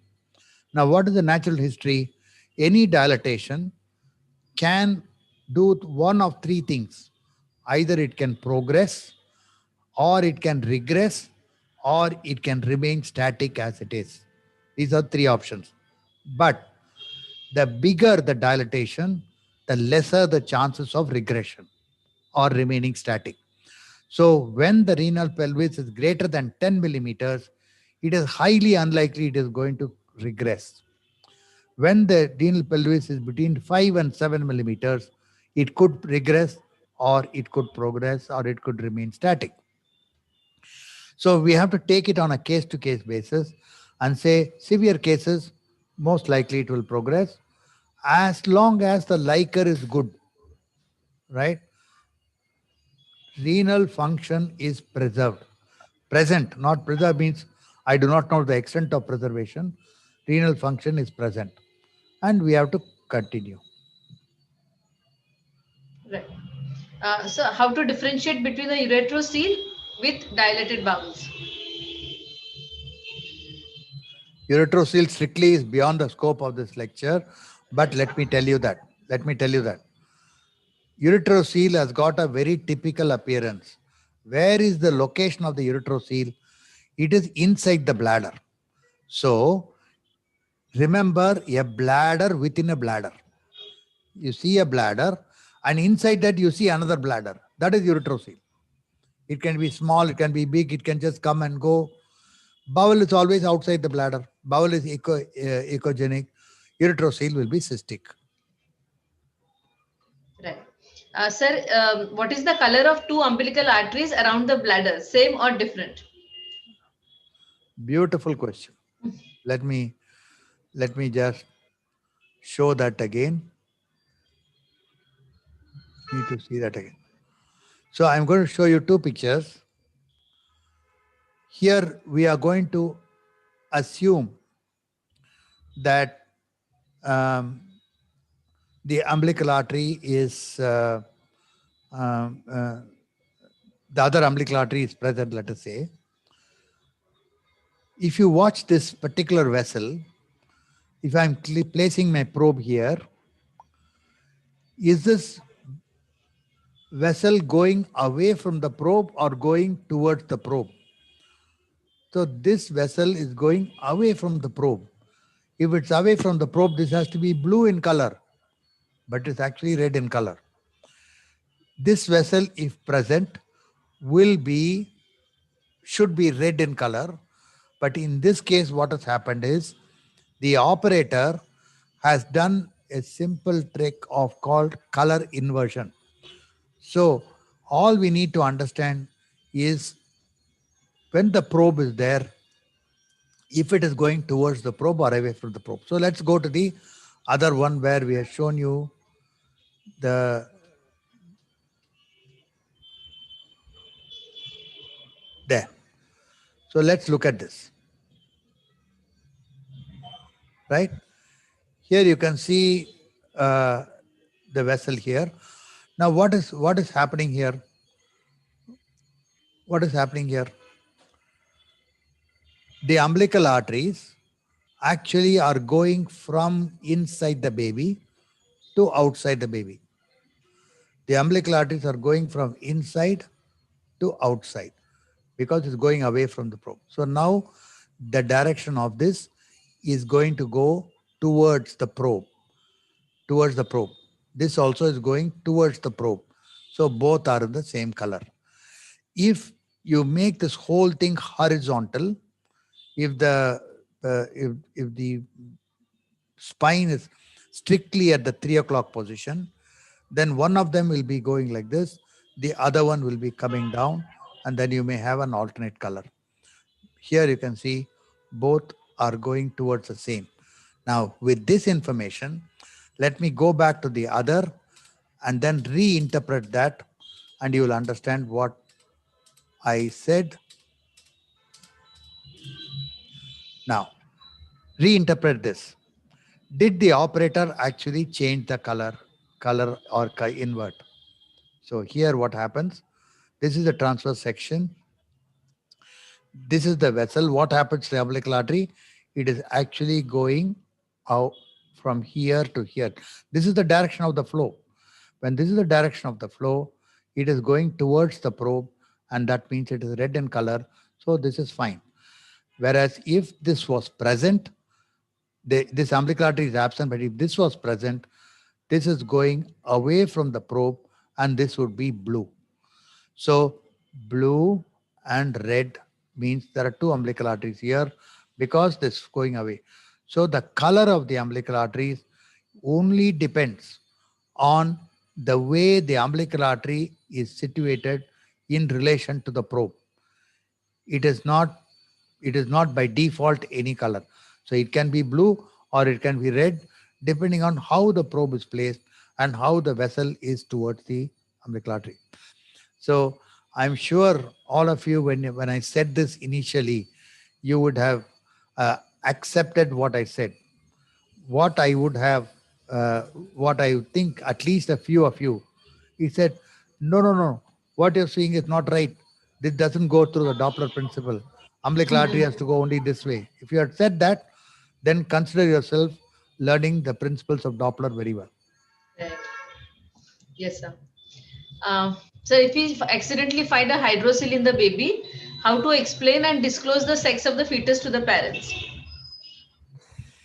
Well, I'm going to ask Divya because she is in a location where the PCPDT is very, very strict. Divya, what do you do in your situation? Then I will tell what happens here in our place. So usually if the hydrocele is mild, we do not report it. Unless it's like very significant, then we report it. Mild hydroceles we don't report, but severe, which would be like obvious at birth, we do report. Yes. They're usually reported in the third trimester, and by that time, it doesn't really. Yeah. So we have to understand one thing. There is a responsibility towards the patient. It's a medical condition which we are seeing. When there is a hydrocele, remember in the fetus, the tunica vaginalis, as it goes into the sac, is in communication with the peritoneal cavity. Later on, only the sac gets cut off. There is a communication between the peritoneal cavity and the. So first, what I will do is to go and see whether there's any cause inside the abdomen. So whether there's any ascites, whether there's anything, all that is there. So if it is there, if ascites is there, there's no need for me to report hydrocele. There's no need at all because the main issue is there. If it's an isolated hydrocele and it is significant, as Divya said, there is absolutely no harm in putting it down because it is a medical condition and you cannot deny the patient of that diagnosis. You will be doing a disservice to the patient but not denying the diagnosis. Right, sir. Agreed. Um, how to differentiate between ARPKD, ADPKD, MCDK, and cystic dysplasia? Okay. So first of all, cystic dysplastic kidney is the general term that is used for any cyst which occurs due to renal dysplasia. Now, where all you can get cystic dysplastic kidney? When there are cysts of large size, multiple cysts of large sizes, that is multicystic dysplastic kidney, which can be unilateral or bilateral. So that's called MCDK. When the cysts are hardly seen, with so tiny they are hardly seen, they will never become large cysts and they're always bilateral. So bilateral enlarged echogenic kidneys is ARPKD. Now you come to ADPKD. Remember, ADPKD typically presents much later in life. Even though in utero ADPKD has been reported, they will only be said, I have cysts in the kidneys, but liker is excellent because ADPKD kidneys will always be functional, have good function in utero. The renal function impairment ADPKD is much, much later. But having said that, remember one thing. Anytime you see cystic kidneys, you need to go and screen the mother immediately for her kidneys. Then you call the father and see his kidneys also, because these are autosomal dominant conditions where if you see in an adult, you see there, then you see cystic kidney, then you can relate to each other, probably a dominant condition which has come.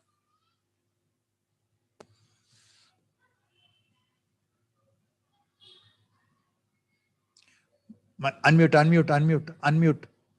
Yes, sir. Sorry. Where is it gone? Yeah. In a 10 to 12 week scan, it's difficult to visualize kidneys. What is the right time to see the number of kidneys? At what gestational age? In a 10 to 12 week scan, don't lose sleep, please. Just do the bladder. If you see the bladder, yes, smile. That's all. And let her wait till 20 weeks, doesn't matter. Right. Sir, if the fetus is showing hydronephrosis with calicial dilatation, how to proceed further? What are the chances of IUFD? Can that be a cause of IUFD? No, hydronephrotic babies generally don't die because of hydronephrosis in utero. If it's unilateral, don't lose sleep. Let it go on. Let the fluid get accumulated. There's an excellent pediatric urologist near you who will do a pyeloplasty after the baby is born, and life will go on happily ever after. Right. So another question is, while measuring femur length, sometimes external genitalia are accidentally captured. What to do then? Yes. Delete that image, get another one. Simple. Okay. All right. Dilatation of pelvic calycial system means obstructive pathology, or can it be just a reflux pathology also? Okay. So it is actually very difficult to differentiate reflux from obstruction, but generally the rule is when you see dilatation and when you see progressive dilatation, that is obstruction. So today I'm seeing 8 millimeters. 2 weeks later, it will become 11 millimeters. That is definitely obstruction. In reflux, it won't be progressive dilatation. Right. So how to grade congenital hydrocele as mild or severe? How do we grade them? No, we don't. You don't, right? We don't. Yeah. And so can we take a question on single umbilical artery in this session? Yes, we can. So clinical significance of single umbilical artery, he wants to know. Clinical significance of single umbilical artery. Yes, sir. Again, you have to do a thorough search for any other abnormality. Urinary tract abnormalities, anything else. If no other abnormalities are present, we call it as isolated single umbilical artery. Tell the patient to go and have a good sleep. That's all. Right. Don't do anything. Don't terrify her with something. That baby can do very well with a one umbilical artery. It's not at all uncommon to see that. Right, sir. What is the normal renal pelvis measurement at 16 weeks, at less than 16 weeks, and between 16 to 28 weeks? Renal pelvic dilatation. No, we said no, 16 to 27, 7 millimeters. 7 millimeters. Yeah. Yeah. 4 to 7 is low. 7 above 7 it is abnormal. Between 4 to 7 is normal. Yes, sir. That's it. That's for the Q&A session for this lecture, sir. Over to you, Ami. Divya, thank you very much for pitching in today. Yes, ma'am. Heartfelt thanks. Special thanks to you for joining in at such last moment. That is what Divya is super special. Thank you for placing your faith in me, sir. Yeah. So wonderful. Yeah. What is this? Again, important announcement that our lectures will be starting from 6:30 p.m. to allow more time for question and answer session. There is only one link for joining all sessions throughout the course, and only one link for pre-test and post-test. You will get a check your mail for the joining link on how to join, on how to view recording, certification process, pre-test and post-test. And the time for pre-test and post-test is pre-test 5:30 p.m. to 6:30 p.m. before the lecture, and post-test will be from 10 p.m. to next day 12 p.m. And kindly give the test, as a lot of efforts have been put into it. And regarding the ISUOG membership, please check your spam or junk inbox. And if you have not received it, then please write to ksmith@iswog.org. That's all. Ma'am, so now the next lecture will be on distinguishing between normal and abnormal appearances of the long bones and extremities.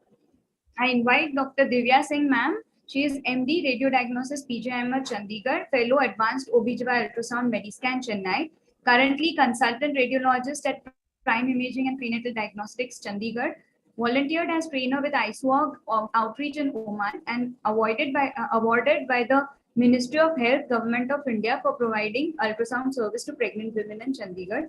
She has 42 publications in international and national journals, and also 2 book chapters. Over to you, ma'am, for the lecture.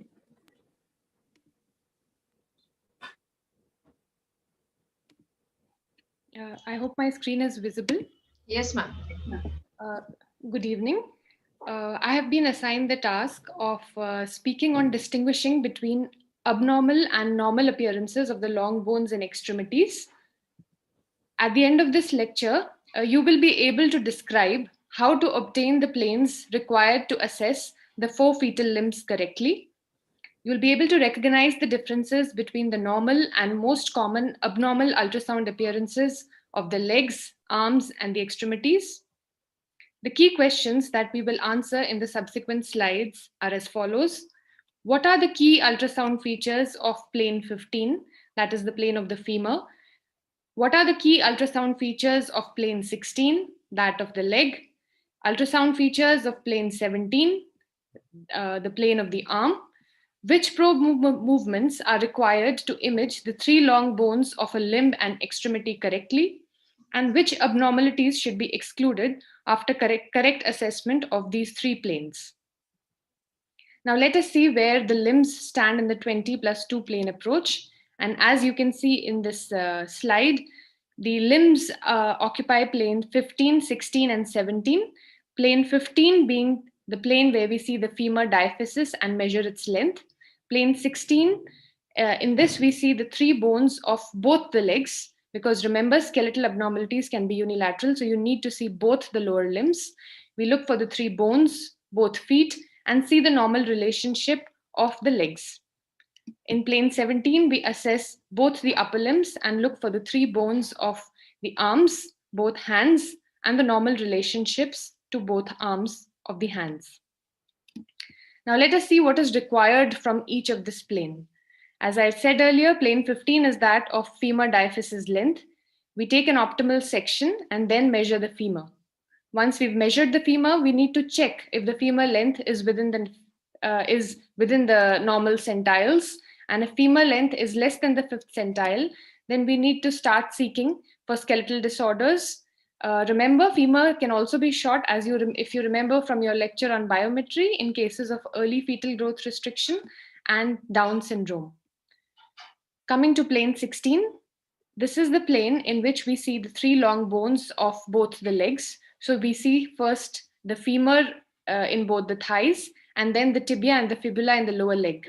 We also look at the feet, and then we check the relationship of the feet with the legs. Remember, feet are normally at 90 degrees to the leg.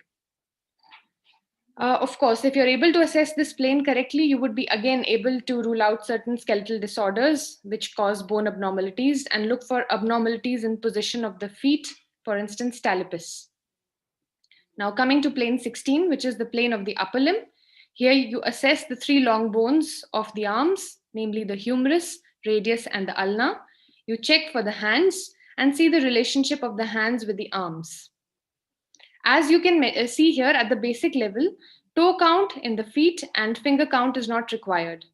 However, once you get used to seeing the bones, it's a good habit to raise the bar further and start looking at the toes and hands as well, because this often comes handy. Once you've assessed plane 17 correctly, you will be again able to rule out skeletal disorders affecting the bones and look for abnormalities in positions of the arms, which I'll discuss in the abnormal appearances. Now let's see how we move through the 20 planes to get these sections of the limbs. Now, you're all familiar with plane 14 now, which has been discussed by Sir. This is the plane at the level of the urinary bladder where you see the umbilical arteries.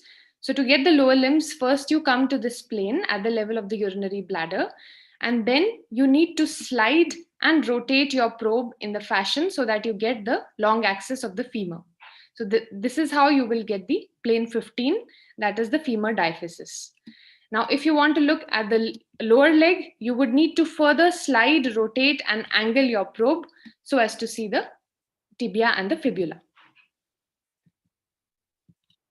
Now, if you want to see the upper limb, you would have to move up. So the probe would have to be taken to the upper chest, and the same movements, that is sliding and rotating from the plane of the upper chest to get the long axis of the humerus, and further sliding, rotating, and angling to get the radius and ulna in the forearm. Now, what the normal planes look like. Plane 15, I'll show you later. This is the normal plane 16. And here you can see we are imaging the 3 bones of the legs, the femur and the thigh, the tibia and the fibula. It's often very difficult to get the entire limb in one image, so it doesn't matter even if you're able to document it in bits and pieces. But you have to remember that you document the entire lower limb and both the limbs every time. So here you can appreciate the 3 bones, and you can also appreciate the fact that the foot is at right angles to the lower leg. This is the normal relationship of the foot to the leg. And when you see plane 17, that is the plane of the arm. This is the humerus, the ulna. Remember, ulna is the medial bone and it is longer. The radius is the lateral bone and it is shorter. So this is the radius, this is the ulna, and you can see the hand. And you should be able to appreciate the normal relationship of the hand with the arm. Now coming to plane 15, this is a very important plane because remember, femur length is also a very important part of biometry. So you need to know how to image the femur correctly. Now, whenever you see the femur, first thing, as in optimizing any ultrasound image, is to bring the focal zone at the area of interest. So the focal zone should be at the level of the femur. The magnification should be such that the femur fills more than 50% of the image. Remember to image the whole diaphysis, the entire length of the femur. Also, the ultrasound beam should be perpendicular so that you get the entire length of the femur and a nice crisp image. So the ultrasound beam should be perpendicular to the long axis of the femur. Now, next, once you've got a good image, next comes placement of calipers. So calipers should be placed at the ends of the ossified diaphysis. Obviously, the longest visible diaphysis should be measured so as to get the correct length. Another tip is to avoid placing the caliper on the spur artifacts. These spur artifacts are typically seen as these projections from the edge of the diaphysis of the femur, and they are not part of the femur diaphysis, but they occur because of reflection from the epiphysis of the femur. So these spur artifacts at the end of the femur diaphysis should not be included in the measurement. Now remember, femur is a bone. It's not like a straight stick. It has its own contour, as you can appreciate in this X-ray of the thigh. You see, it's not a straight bone. It has its peculiar shape. So depending on from which direction your ultrasound beam strikes the femur will appear different. For instance, as you can see in this schematic, the ultrasound, we are insonating the femur from the lateral aspect. When this is done, when you insonate the femur from the lateral aspect, this is the image that you get. And you can appreciate how the image has been optimized. You can see the focal zone is at the level of the area of interest. The femur is occupying more than 50% of the screen. It is straight and the ultrasound beam is going to be perpendicular to the diaphysis. And when you will place calipers here, remember not to include this spur artifact because it's coming from the epiphysis.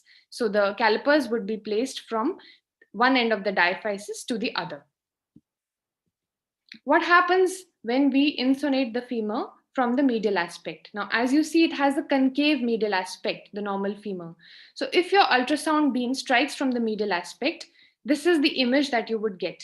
And you can see how, in contrast to the previous image, what you're getting here is a curved image.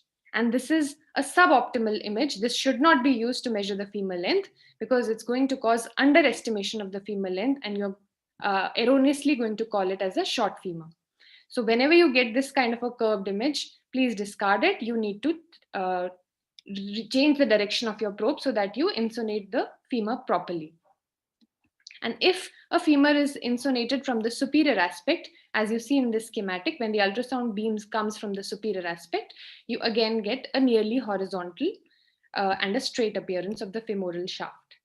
So best approach to image the femur diaphysis is orthogonal. That is, the ultrasound beam should be at 90 degrees to the long axis, and the ultrasound beam should typically come from the anterolateral, that is antero-external aspect, so that you get this kind of a femur, a straight femur with clear, crisp ends of the diaphysis and not a curved femur. Now, this is an image showing you the importance of correct caliper placement. Now see, when the calipers have been placed in this fashion, this is not the longest length of the femur diaphysis.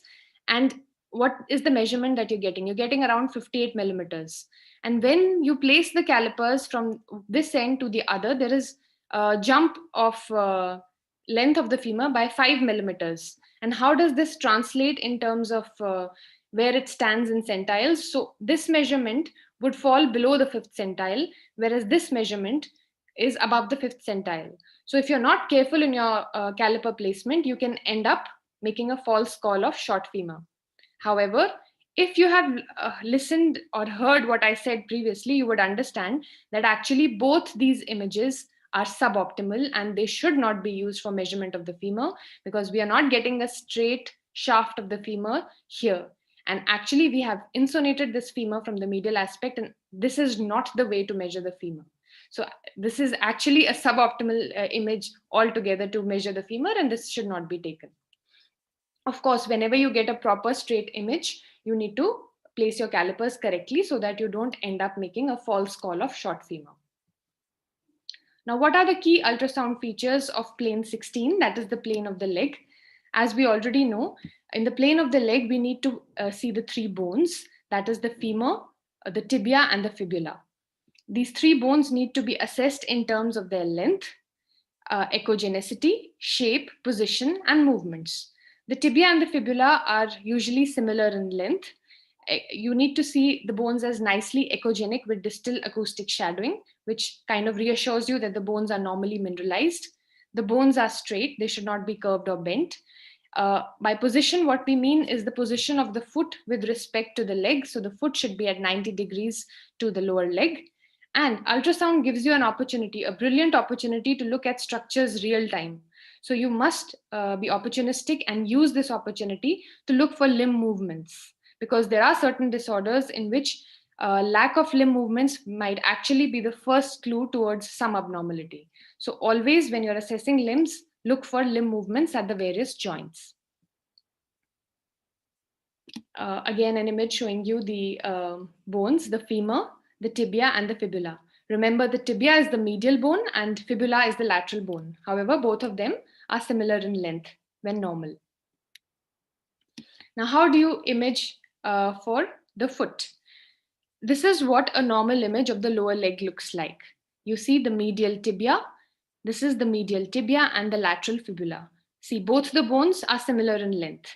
Now, the normal foot, the plantar aspect, the foot is at right angles. So whenever you see both bones of the lower legs, you should not see the plantar aspect of the foot, because that is in a different orthogonal plane. So this is what a normal image of the leg, the lower leg, should look like. You should not be able to see the plantar aspect of the foot in this image. So if you want to see the plantar aspect of the foot, you would have to do a 90-degree rotation from this plane, and then you would see the plantar aspect of the foot. Though again, toe counting is not required at basic level, but once you get the hang of seeing the foot, it's always a good idea to have a look at the toes. Now, this is just a slide to show you the kind of movements that we do to get the image of the foot. So when you have to see the foot, you get your probe at the level of the foot in this plane, that is plane 16, and then you rotate your probe 90 degree so that you get this plantar aspect of the foot. And so in normal, whenever you are assessing normally, you should not be able to see the plantar aspect of the foot and both bones of the leg in the same plane. If you do, then there is an abnormality. Now a video to show you plane 16. You can appreciate the femur.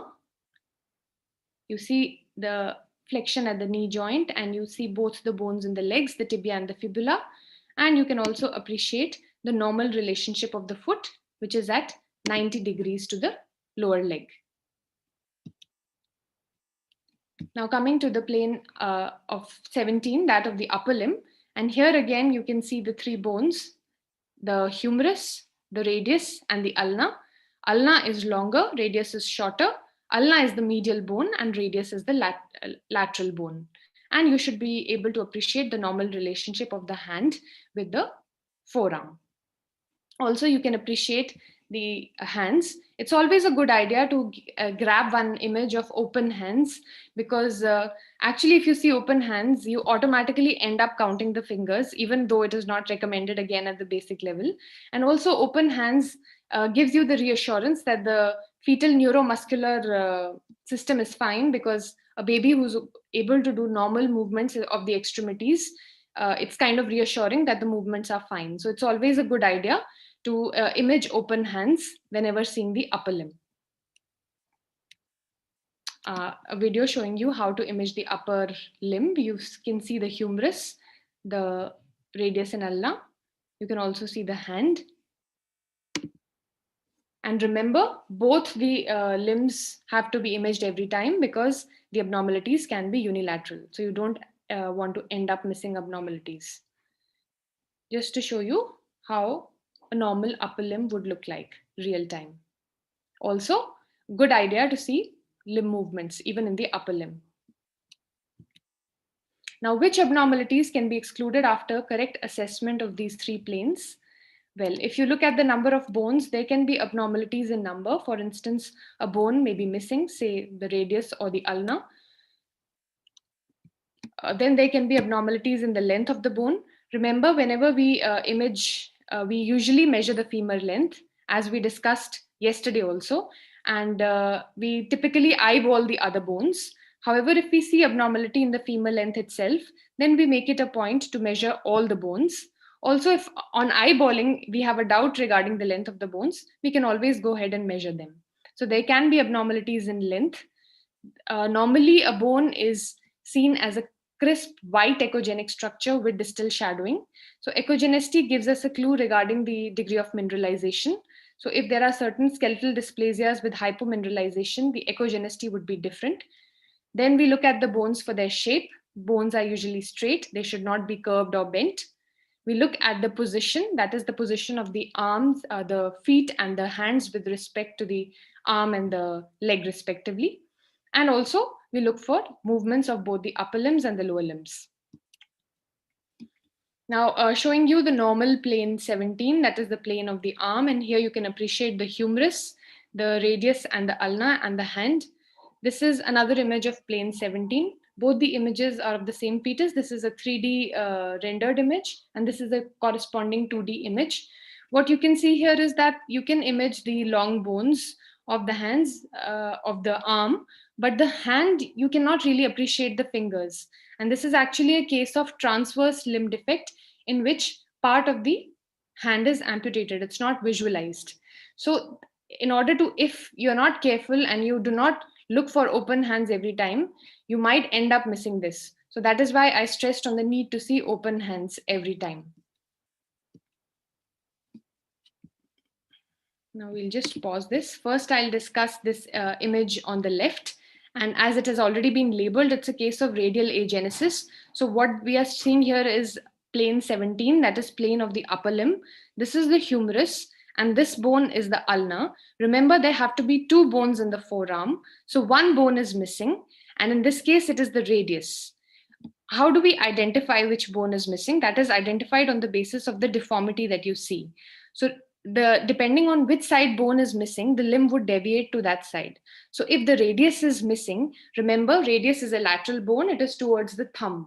So if radius is missing, the hand would deviate towards the thumb, giving what is known as radial club hand.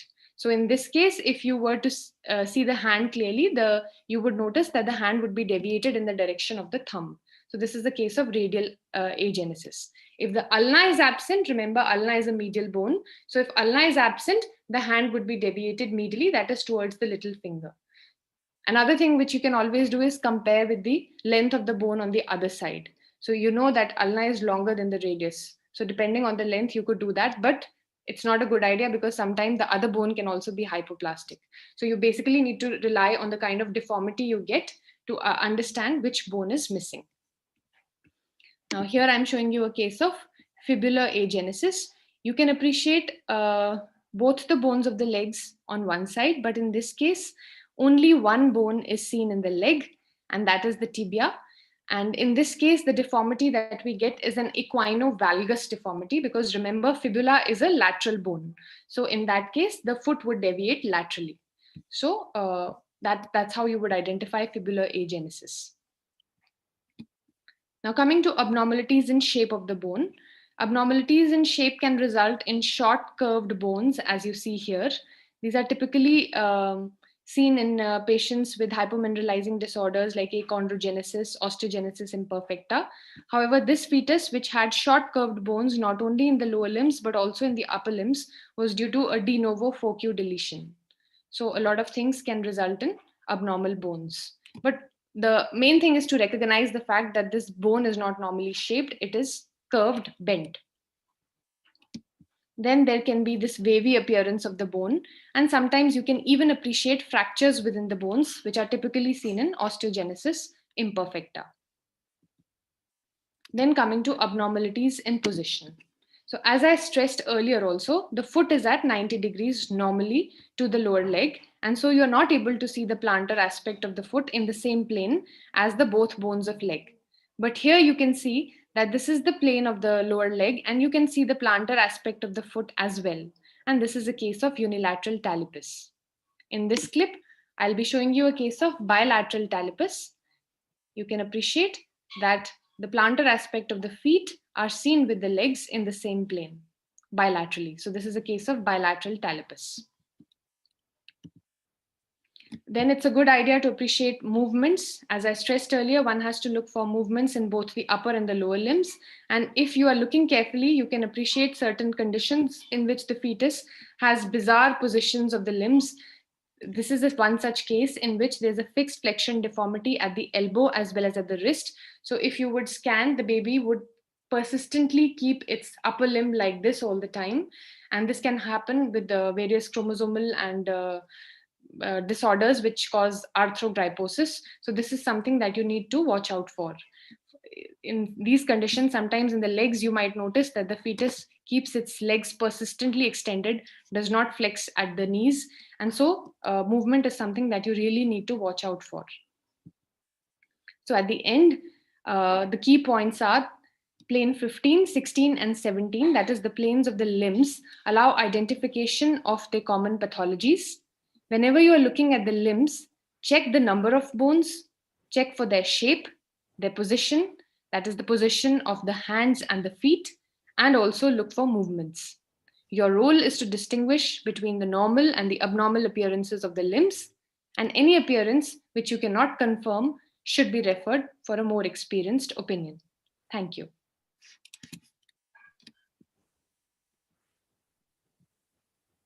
Thank you, ma'am. The lecture was really nice and in detail. Let's have the questions now. Ma'am, there is a question. I had patient who had delivered baby with only 3 fingers. What is this anomaly called? We would call this oligodactyly because oligo means less. So we have less fingers, you say 3 fingers. So this is oligodactyly. Next question, ma'am. Anhydramnios diagnosed at 32 weeks with bilateral PCKD. How to counsel? This is the question. I would like to take this question. So would you like to take this question? It's on polycystic No. kidney. So bilateral 32 weeks. 30 weeks or 32 weeks. 32 weeks, sir. In the And bilateral. it says polycystic kidney, Yes, sir. anhydramnios.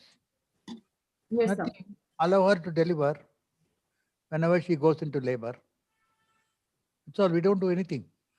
So one of the key things I'll tell you, late diagnosis of an anomaly doesn't mean that you have to go and do something immediately unless you are doing something to correct the anomaly. If you're not in a position to correct the anomaly, never terminate the pregnancy suddenly like that, because if this baby is going to die, it's going to die anyway, right? But what happens is when you deliver a preterm baby and it is alive, then what do? Just leave it alone or you give supportive care. A lot of ethical issues will come. So allow the baby to go mature and then deliver as per routine obstetric care. It's a very important message of late diagnosis of any anomaly. You shouldn't uh, you shouldn't panic at that point of time. You can't do anything about it. And if you deliver earlier, you'll only put the baby into deeper trouble because no pediatric surgeon is willing to operate on a preterm baby. I mean, the risk is very high.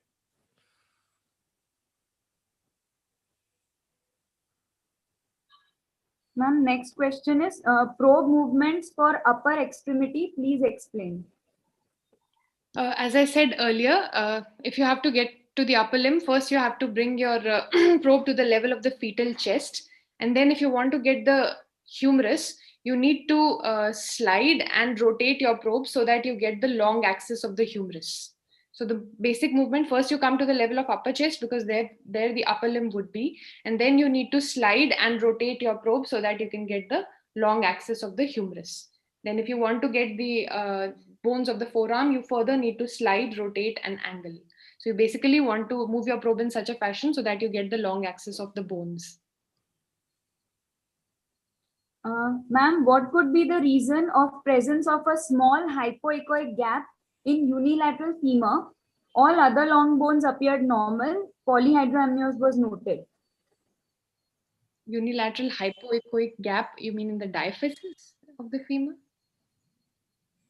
I know the answer. I know the answer. It is shadowing. It is shadowing from something else on top so that it looks like a gap there. Most likely shadowing. Wait for the baby to move its limb because you can't have a gap in the bone when the bone is straight like this. You can't have a gap like this. Then it will become like this. No?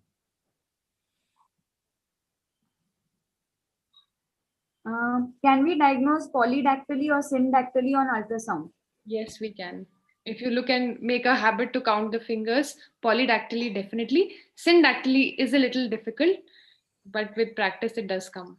But remember, it doesn't really help. Yeah, no. But important thing is, it does not form part of any guideline in the world to count the fingers. So if you miss out on them, you will not be taken to task. Don't worry about it. Bilateral talipus, should it be terminated? No, not at all. Any abnormality that you see, talipus is not a lethal abnormality. So, I mean, there is no way that you can offer termination. It's a non-lethal abnormality. But of course, a baby with bilateral talipus needs to be worked up further because we need to know first what if there is it is secondary to something. So sometimes bilateral talipus can be secondary to certain syndromes. So we do need to work up the baby for those, and we also need to look for certain extra limb abnormalities, like look at the heart in detail and image the baby in detail, just to see whether it's a part of a spectrum of some other condition. If it is not, if it is isolated bilateral talipus, the pregnancy can be continued as normal and the baby it can be corrected postnatally. So it has a good postnatal outcome. There is no question of terminating isolated bilateral talipus. We use LIA technique. We use LIA technique. LIA stands for leave it alone. Just leave it alone, please. Yes, sir. Yeah. Ma'am, next question. Hypomineralization of skull, all short, long bones, and narrow thorax. What is the condition? What genetic test should be ordered? It is a hypomineralizing skeletal dysplasia, and the genetic test would be based on the phenotype. So we cannot just come to a spot diagnosis. I cannot osteogenesis imperfecta, or it cannot be labeled like that, because there are a lot of hypomineralizing skeletal dysplasias which can cause this appearance. So we would just keep it as a hypomineralizing skeletal dysplasia, and then it would be worked up on those lines. So one of the best things about skeletal abnormalities is you just need to describe the abnormality. You don't need to give it a label. Because if you give it a label, chances are very high you will be wrong. So giving diagnosis of achondroplasia or thanatophoric dwarfism or every kind, you say bones are short or not, bent or not, thorax is narrow or not. That's all. So this forms a spectrum. Similarly, some cases we'll also see the spine. If the spine vertebrae are thin and flat, describe it. So describe it, then it's like a menu card. After baby is born, we'll take an X-ray. After taking the X-ray, then we decide whether molecular testing is required, whatever. You also always have to take a molecular testing. And then the phenotype and the genotype will be put together and a final diagnosis will be given. That will decide how you will counsel the patient for the next pregnancy. So till the time, sometimes even after 6 months after the baby is born, you may be still struggling for an actual diagnosis.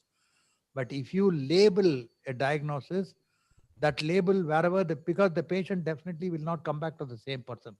They'll go elsewhere for consultation. That person will say, oh, you got achondroplasia, no problem. Then next time we'll see this. They'll go and look for achondroplasia gene when actually the diagnosis is completely different. So that they'll say no achondroplasia gene, baby will be born with the same anomaly, and patient will ask what happened. So be careful about skeletal dysplasias. Ma'am, next question is polydactyly. Should we inform the patient? If you have managed to see it, then of course you need to mention.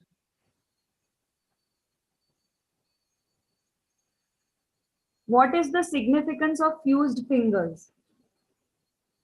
Fused fingers is syndactyly. So syndactyly can be isolated or it can be a part of syndromes. Ma'am, next question. How to differentiate between forearm and leg bones in a single spotter or image? As I said earlier, the forearm bones, the radius and ulna, they are of different length. So the radius is shorter, the ulna is longer.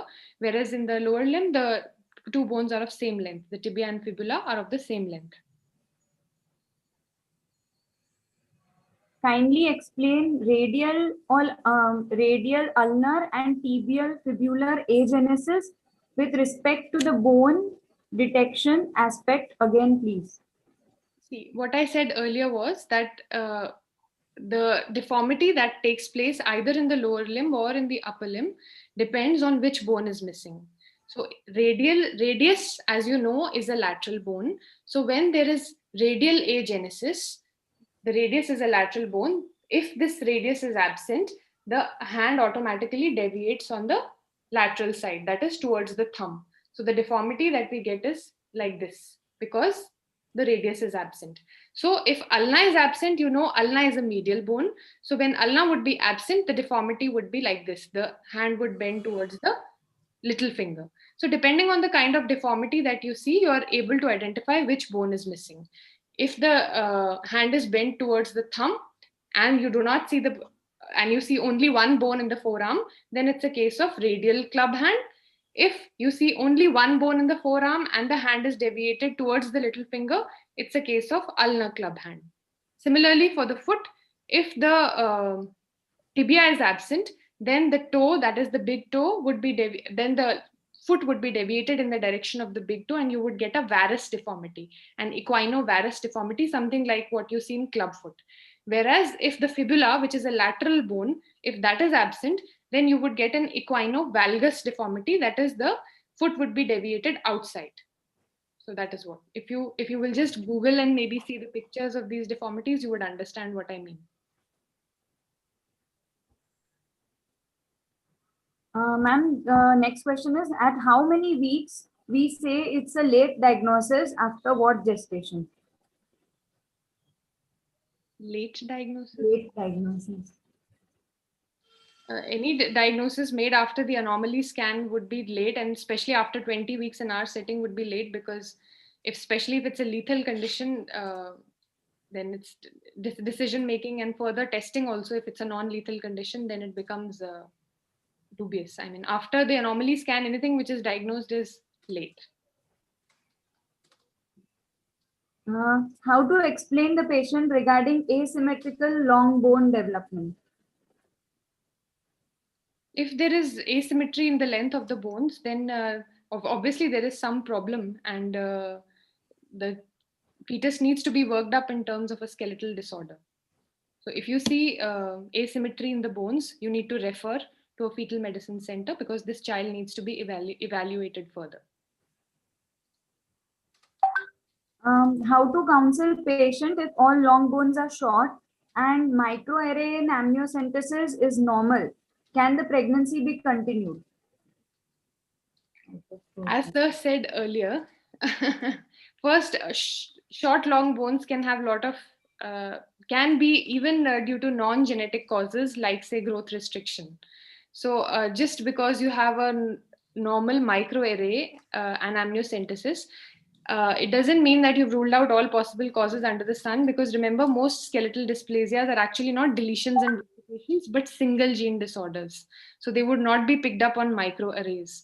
So if you've done a microarray for short long bones, it doesn't, it just helps you reach to a conclusion that you've ruled out certain micro deletions and duplications, but obviously you haven't ruled out skeletal dysplasias at all.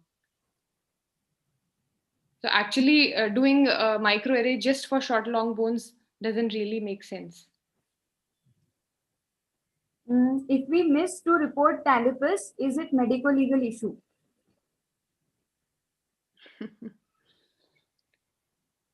It's actually a correctable deformity. So if it's detected postnatally, and sometimes talipus can occur later also because of the position of the foot. Sometimes you might actually see a normal foot in the anomaly scan, and later in the third trimester after the baby is born, you can see talipus. And it's usually isolated and it's a correctable deformity. So it's usually not a very big cause of concern. Usually. So let me take you to the approach for medico-legal approach to any abnormality that is missed. Basic rule. Question is, can talipus be diagnosed by ultrasound? Answer is yes. Next question. Can all talipus be diagnosed with ultrasound? The answer is no. Third question. In this case, when you did the talipus, have you ensured, can you show that you actually identified the leg and foot? How can you do that? If you have taken a proper picture according to the 20+2 plane approach. If you have taken a proper picture with 20+2 plane approach, and in that picture, maybe it was slightly turned and you decided not to call it as talipus, okay, you are not medico-legally liable, because this is what is called as an error of interpretation. It is not negligence. Negligence means you never care to see the foot, but you simply wrote normal foot. What you need to prove to the court is, I have attempted to see the feet. Here's my picture for that. And I'm able to see the feet there. But I truly thought this was normal.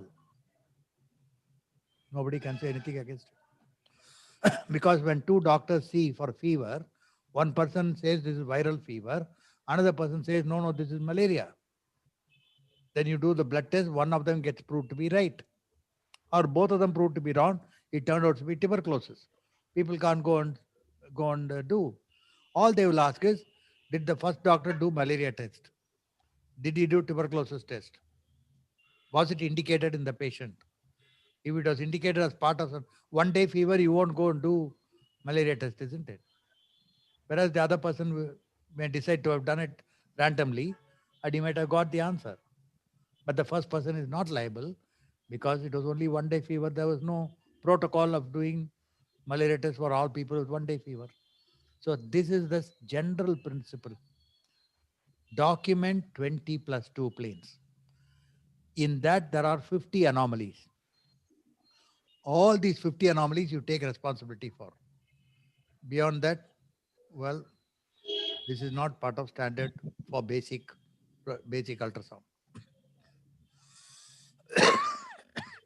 Yeah. Ma'am, what is rocker bottom foot? Rocker bottom foot is also a deformity of the foot. In this, normally the foot, normally the heel is parallel to the floor. In case of a rocker bottom foot, the heel is protruding like this. So it's a calcaneus deformity of the foot. When you see the foot in the sagittal plane, the heel would be, the foot would be convex from below, convex from below. Is it necessary to measure femur to foot ratio in every case? We usually do not measure femur foot length ratio in every case. If the femur is short, then we measure the femur foot length ratio. In the image, there is single bone. So how to differentiate radial agenesis or fibular agenesis? On the basis of the kind of deformity, as I stressed earlier. In radial agenesis, hand would turn radially, and in ulnar agenesis, it would turn towards the little finger. Ma'am, one question is esophageal atresia. What is the postnatal outcome?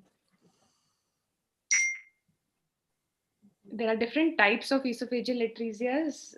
So depending on the type, the outcome varies. Obviously, these babies postnatally need to undergo surgery, and surgery has its own complications. So the postnatal outcome depends in terms of the kind of postnatal treatment that they get. But one thing is that these babies need to be taken till term, but sometimes that's not possible because of polyhydramnios. They tend to deliver preterm. Can oligohydramnios cause talipes? Yes, because of lack of liquor, the movements of the limbs are not there, and baby tends to keep its foot in particular position, and there can be talipes in the setting of oligohydramnios. Are there any markers or tricks for diagnosis of clinodactyly? Whenever you are trying to look for an anomaly, you need to see why you are looking for the anomaly. Why are you trying to look for clinodactyly? So clinodactyly is just inward curving of the little finger. But why are you seeking to look for clinodactyly? You cannot just start suspecting Down syndrome on the basis of isolated clinodactyly. So you need to understand why you are looking for a particular anomaly. But clinodactyly is just inward curving of the finger. So that is what it is, if you want to look for it. How to visualize the limb bones which are closer to maternal spine, that is posteriorly? You can wait for the baby to turn if it's not in an optimal position for you to scan.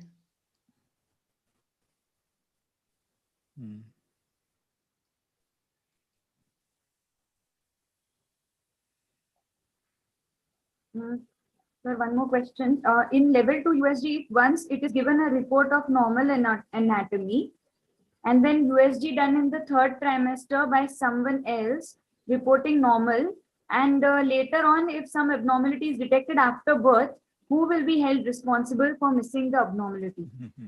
The one who has done anomaly scan or one? That's it. Well, I'll tell you a very interesting case. where one of my students, this patient has gone to him. They've done a couple of scans. He's also gone to uh, another center.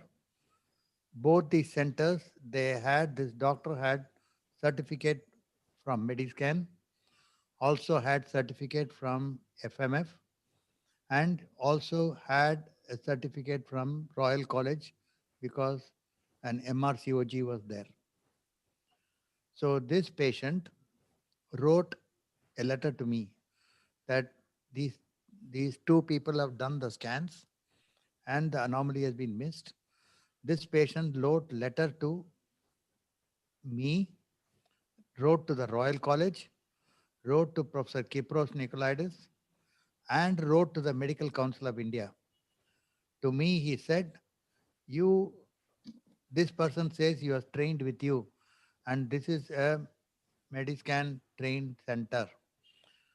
So you are held responsible because you didn't teach the doctor properly." He wrote to the Royal College saying the same thing, and he wrote to Fetal Medicine Foundation saying the same thing. So those of you who are issued certificates, the person who issued the certificate becomes responsible.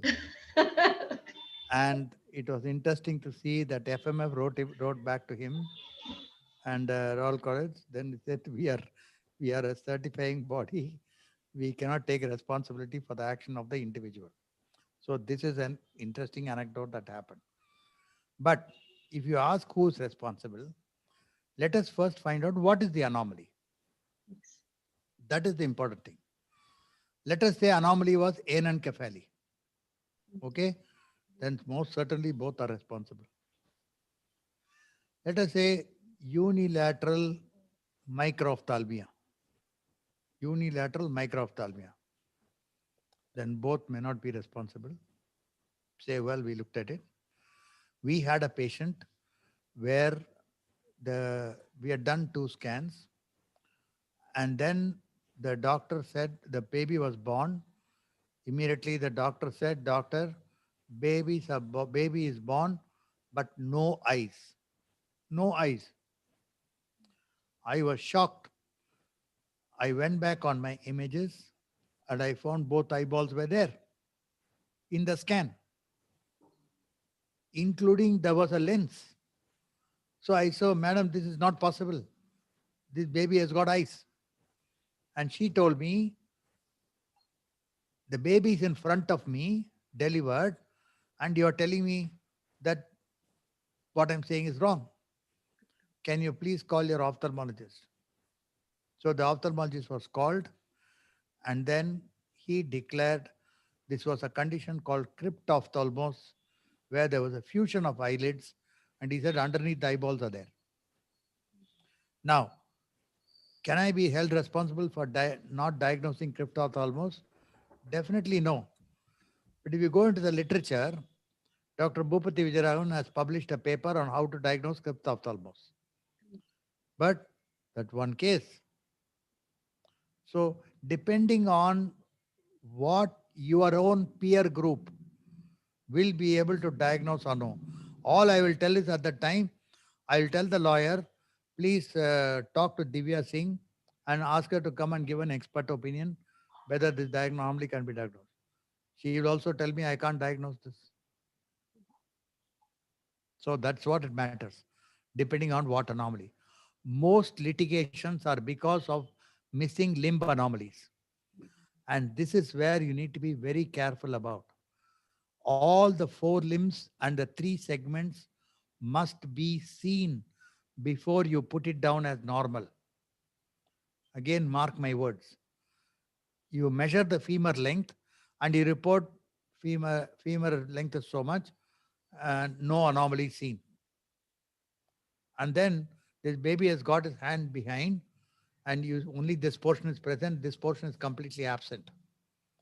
Then you are caught. Okay. So write always in your report, visualized portion of the anatomy appears normal. Visualized portion of the anatomy appear normal. Second, in the limbs, proximal, mid and distal segments seen or not seen. That's all. If you're able to see everything, simply document them, and then you can say visualized portions are appeared normal. Okay, that's very important.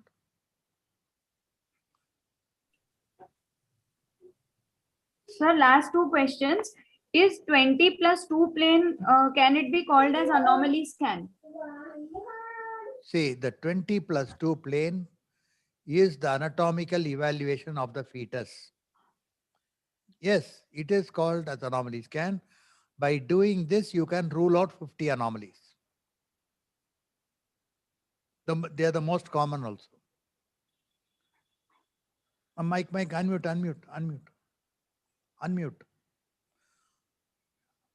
and speak.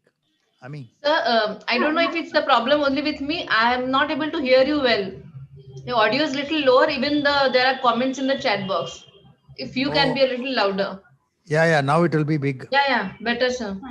Now the mic. I thought it's only my network issue. But No. The mic. When I saw a comment in the chat. The mic suddenly, the mic input level went down. So I just increased it. Yeah. Now better, sir. Yeah. Sir, last question. Twins, how should we differentiate between the limbs? Divya. Whenever you are studying for twins, you first label the twins so you know where one fetus is and where the other is. And it's always a good practice to, whenever you are scanning the limbs, to remain in the area of that fetus, not to jump from, say, upper limb of one fetus to the lower limb of the other fetus. Always try to complete one fetus and then move to the other side. You always have the intertwin membrane, so you know that which fetus that you are dealing with. So if you're careful about the location of the fetus and confine yourself to that location, there is a less chance that you will end up mixing. Again, simple rule: control the spine, control the fetus. Whenever you see a limb, you always trace it from the spine, and then you go there. So this spine, you belong to already that fetus. So that limb can be attached only to that spine. So it is fine. Yes, sir. Yeah. Yes, sir. Only that many questions are there. Okay.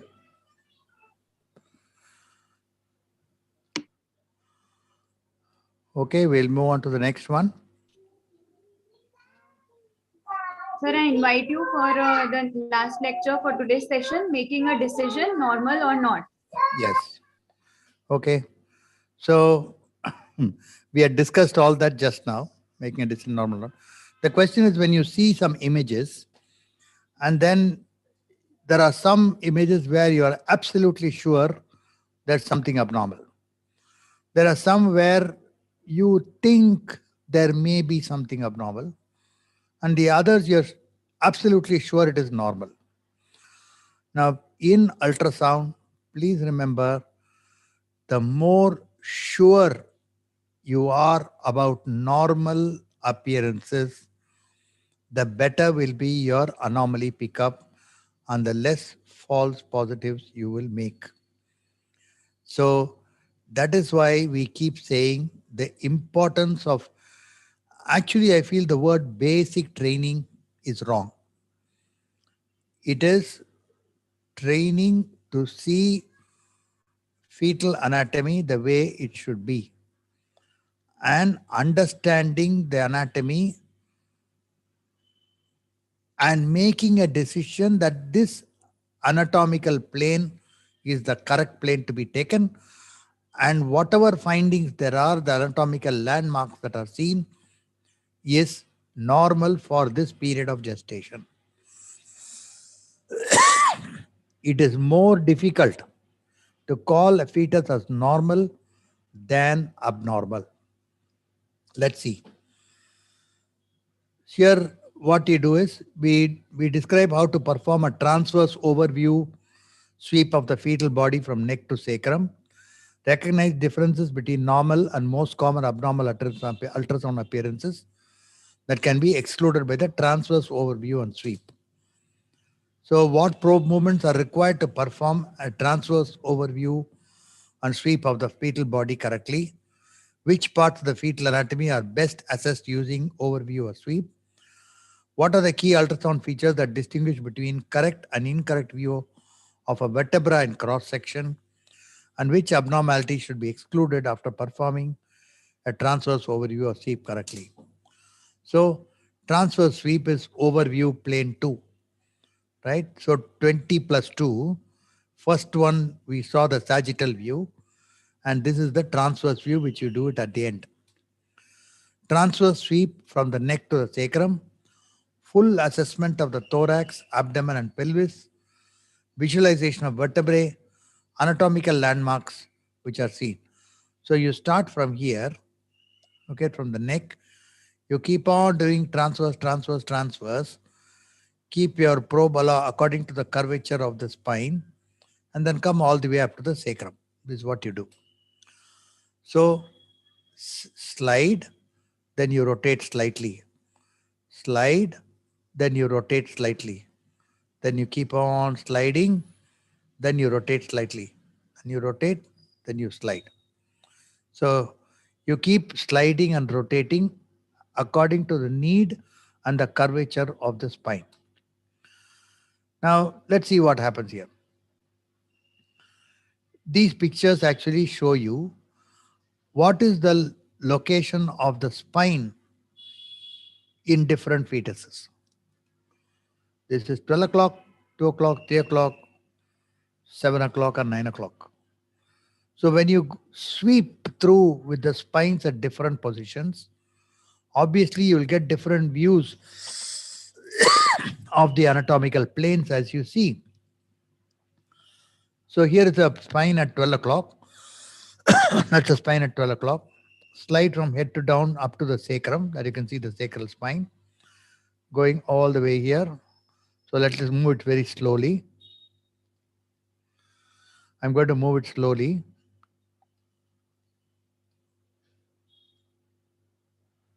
Oops, it's not allowing me to. So that's the cross section in the thorax where you can see the two lungs. And then if you move down a little bit more, I'm coming down a little bit more the lungs. And then there, I'm coming to the thorax. You can see all this is thoracic spine. I'm seeing a cross section of the spine. And then here you can see the shoulder, the scapula a little bit coming up there.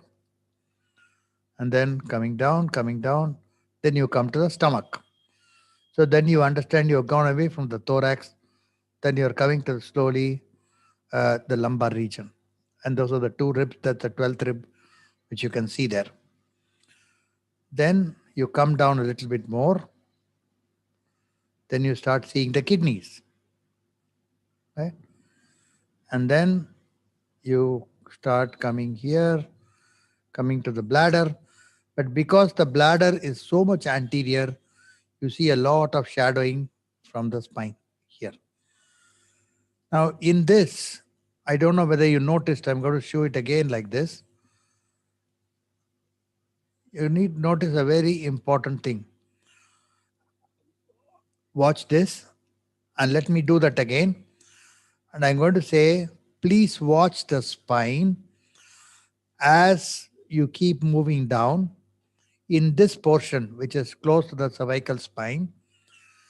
You can see the spine, the skin behind the neck, and you can see amniotic fluid and then the uterine wall. As you keep going down, oops.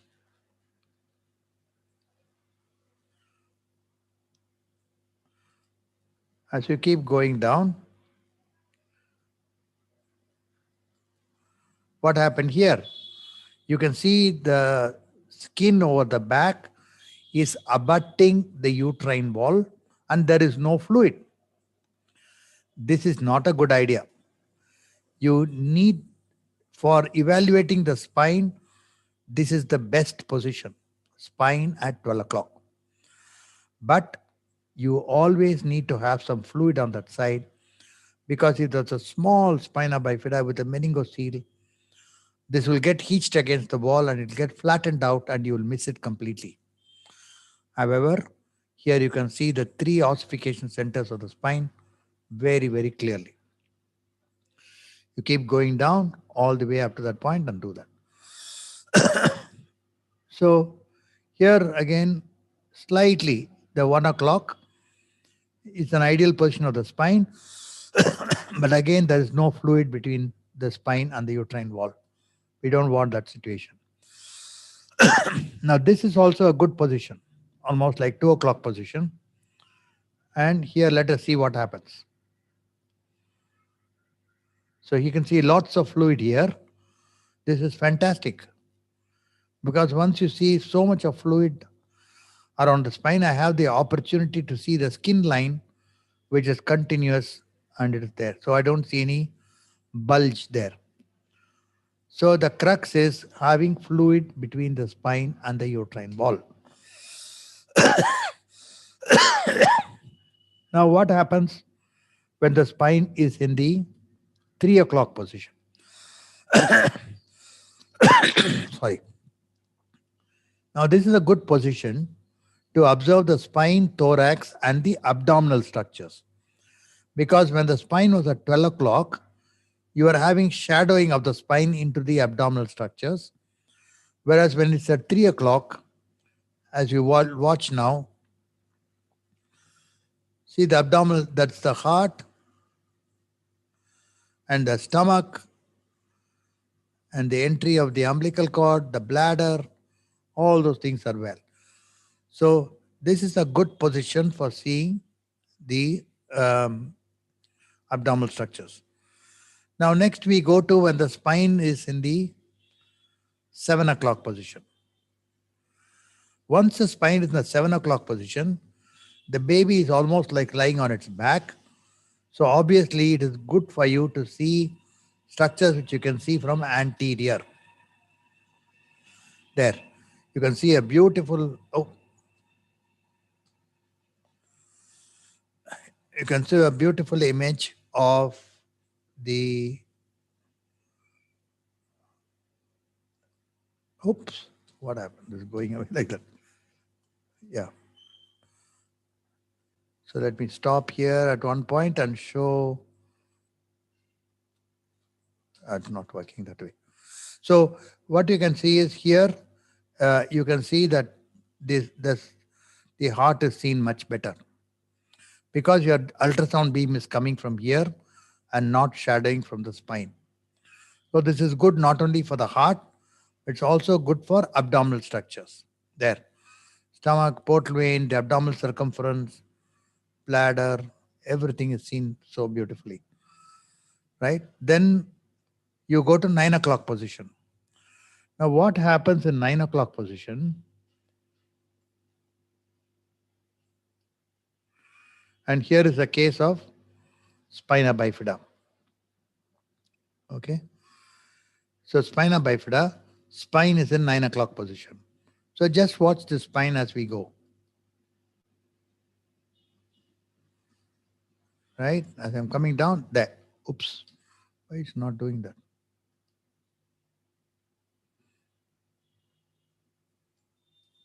There. You can see the spine is now becoming slowly a U-shaped. There. It's become not only completely U-shaped, then you can see the neural tissue which is protruding out and the skin line is getting altered. So this will tell you that there is an open spinal defect. So as you take the transverse of the spine, two things are important. One is the location of the spine. If the spine is in the 6 o'clock or 7 o'clock or even 5 o'clock positions, you will not be able to see the back of the baby. But if your spine is in the 12 o'clock, 2 o'clock, 3 o'clock, 9 o'clock, and if there is fluid around the baby, then you will be able to evaluate the spine well.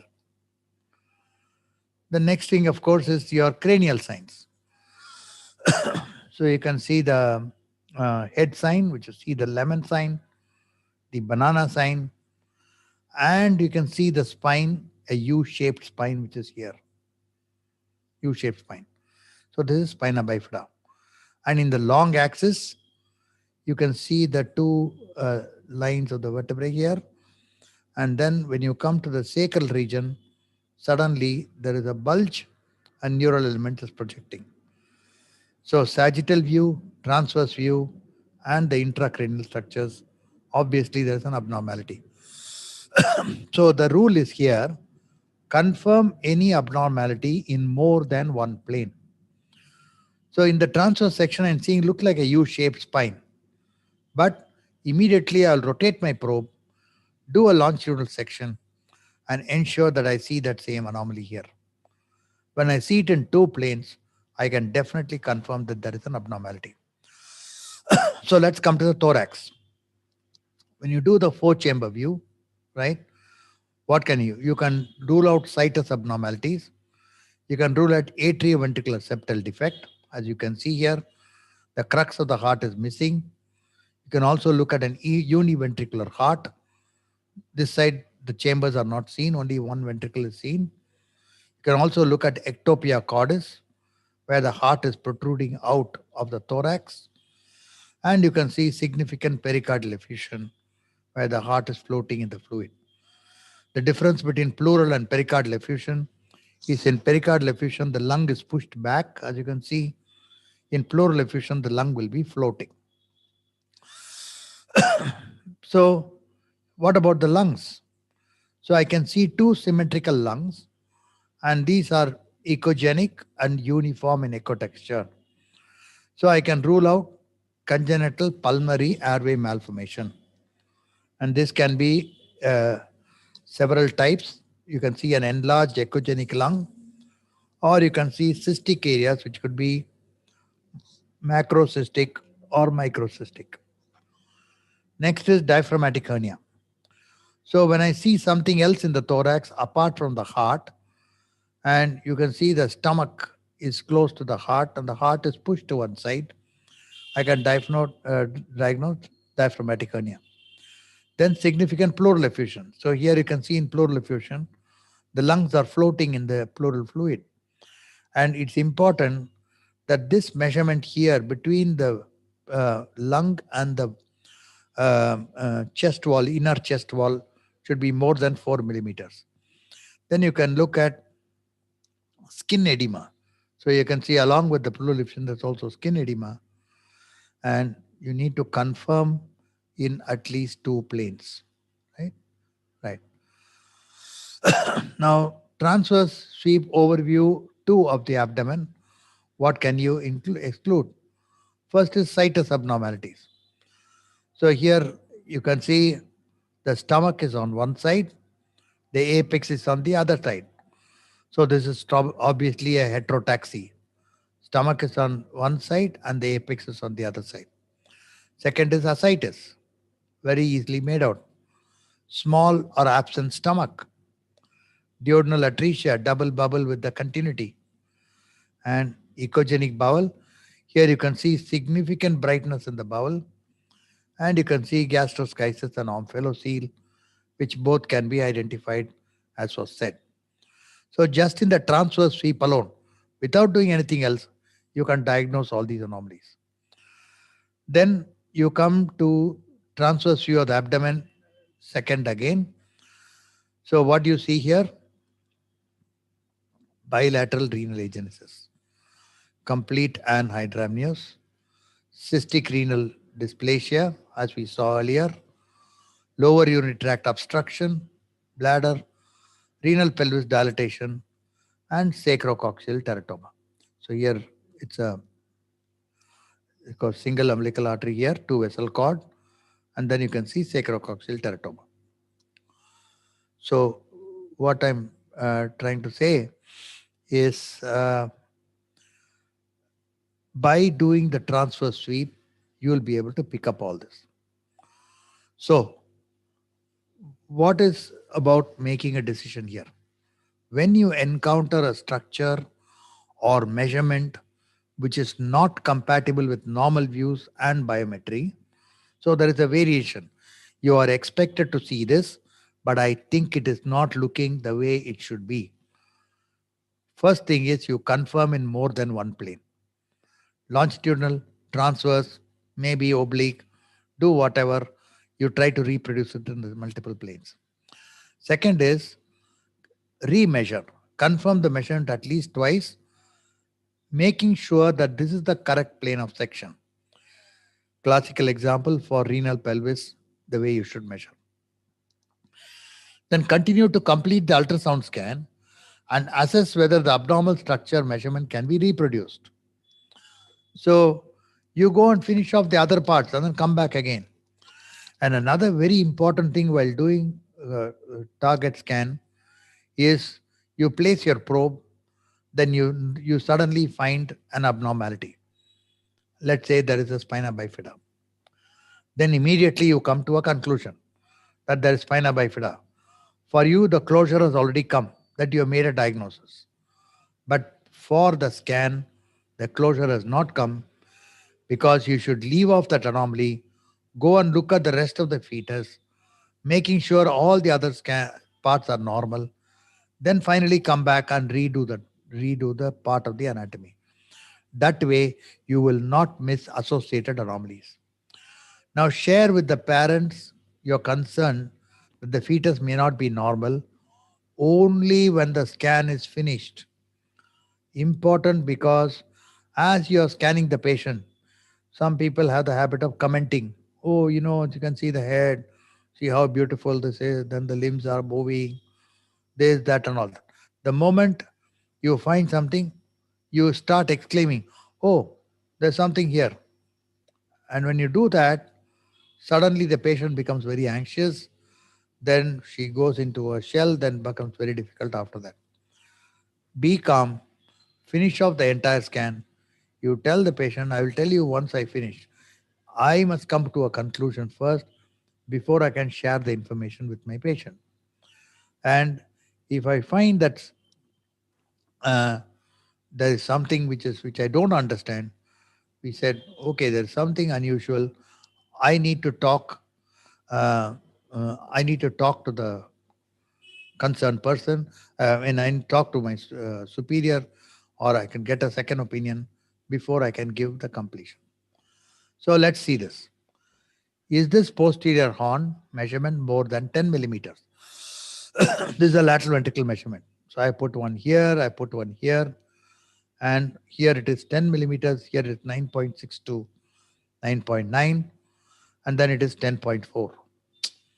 Almost looking, all of them is literally the same picture, but the way the caliper is placed is slightly different from one to the other. So which one I'm going to take? So the one which I'm able to reproduce well, one where I have ensured that the correct anatomical plane, and here the caliper is not from inner to inner, but outer to inner. Here it is inner to inner, and here the planes, the two of them, this one may be in a closer location, that may not be in location. So maybe here you see you can give a little extra pressure on the probe. Here you can see the skull is round. Here you can see the flattening of the skull. So these things can happen. And when you are in very much borderline, don't be in a hurry to rule out, to go and shout an anomaly here. Well, I think it's in the upper limit of normal. So let's see how it goes. Then I look for progression in the next scan. Then the question is the stomach absent? So in the upper abdomen, I don't see the stomach. In the lower abdomen, I see the bladder. And I do a longitudinal scan. Again, I don't see the. So I've done a coronal scan. I don't see the stomach. A transverse scan, I don't see the stomach. Longitudinal scan, I don't see the stomach. Now what do? I wait and reassess after 10 to 20 minutes. And after 20 minutes, again, I'm going to see absent stomach. The patient should go off the table. You come back again, have a cup of coffee, come back again. Again, if you see, then you know persistent non-visualization of the stomach. Then you can say that I'm not able to see the stomach. Then next thing is the bowel echogenic? It's a common question. So is this bowel echogenic, which you see here? Well, I don't know. So look at the BMI of the patient. Low BMI and posterior placenta may cause a too perfect view. When the patient is thin, 45 kilograms, you place your probe and everything is seen so beautifully. And you start seeing more than what you need to see. So what you do, you turn down the gain to assess for bowel as white as bone. So once I turn down the gain, I'm able to see the bone, but I don't see any bowel which is bright. That's normal, right? So it's not echogenic bowel. So the key points are, when performing the transverse sweep, the position of the spine is vital for the evaluation of anatomical structures. The spine should present with 3 ossified centers in a triangle covered by the skin. When the 3 ossified centers are U-shaped, think of spina bifida and confirm the anomaly in multiple planes. When encountering an abnormal appearance or measurement, continue to complete the scan, confirm in multiple planes and with multiple measurements before you communicating to the parents your final decision to refer. It is not your role to make a diagnosis, but you should be familiar with normal appearances. Whenever you're in doubt, refer to the next level. Okay, we stop here.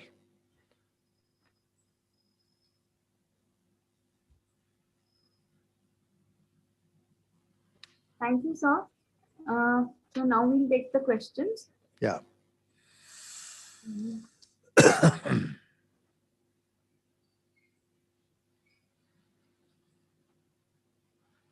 Should we measure both femur to diagnose unilateral short femur?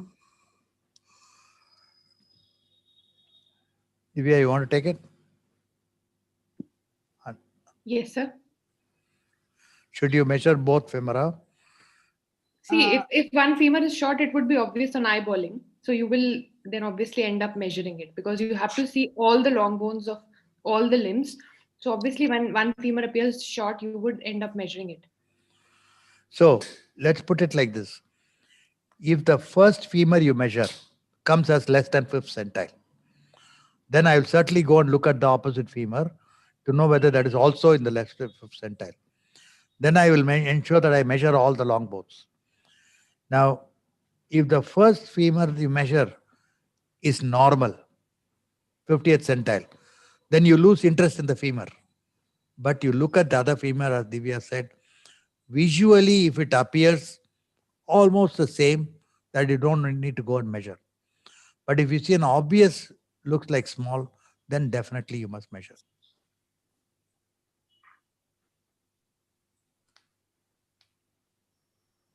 So next question. Do we need to mention bicuspid aortic valve in level 2 scan? What is level 2 scan? I'm still searching for an answer. What is level 2 scan? Level 1 and level 2 scans are an escape route. To say, when it is convenient, you say, I will do only level 1. At another time, you say, I'm a fetal medicine specialist because I did NT scan. So these things don't work. Bicuspid aortic valve, I don't need to report on ultrasound. I don't need to see it at all. Whatever level, even I'm in the level 10 scan, I don't want to see, I don't want to go and report bicuspid aortic. Why do I want to tell the woman, you know, your aortic valve has got only 2 cusps, but okay, it's working well, don't worry. Once you tell her that, then for the rest of her life, she'll be looking at the baby. You know what? You got 2 valves, two cusps only in the aortic valve. She'll be, and constantly, if the baby coughs, she'll say it's because of the valve. If the baby falls down, it's because of the valve. So don't worry. Let's not do that. In case of twins or triplets, how do we label? I think they want, how do we label them 1, 2, 3?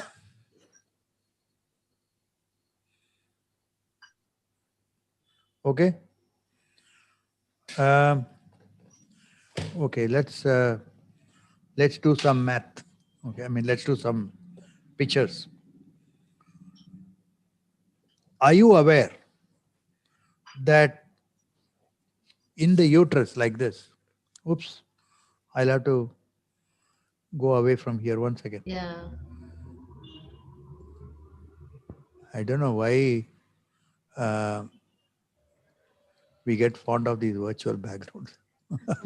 When nature, see, when there are twins, majority of twins, 85% of twins are located like this, side by side. 15% of twins are located up and down. Okay. So when you do twins, you find out what is the position. Okay. Normally what we do, we describe as twin A to down and to the left. Twin B is to the right and left. Or twin A is down, twin B is on top. That is superior, inferior. So because as the baby grows, you have to work like this. Now let's take the question of triplets. Okay. And how do we label that? So I need a little bit paper to do that.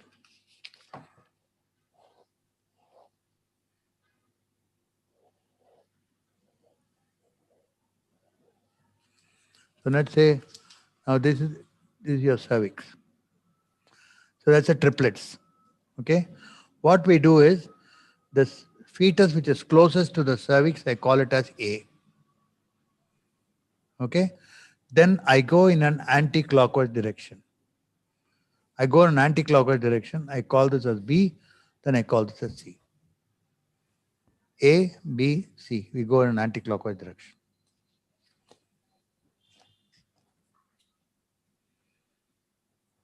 Wow. So next question. Please comment on lung sequestration. Lung sequestration. Whose job is it? So I'll do that. I did the Yes. lung lecture. Yes, correct. Please. Right. So sequestration looks quite similar in appearance to type 3 CPAM on 2D. That is, both of them appear like homogeneous echogenic lesions in the lung. The main point which differentiates type 3 CPAM from a sequestration is color Doppler. So when you switch on color Doppler, sequestration shows blood supply from the descending thoracic aorta.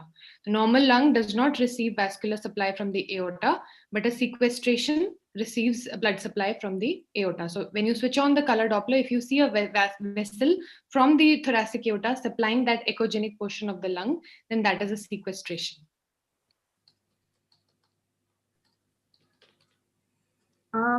If the patient and relatives insist to show the scan, what should be done? If they want to see the scan, I think that's what they need.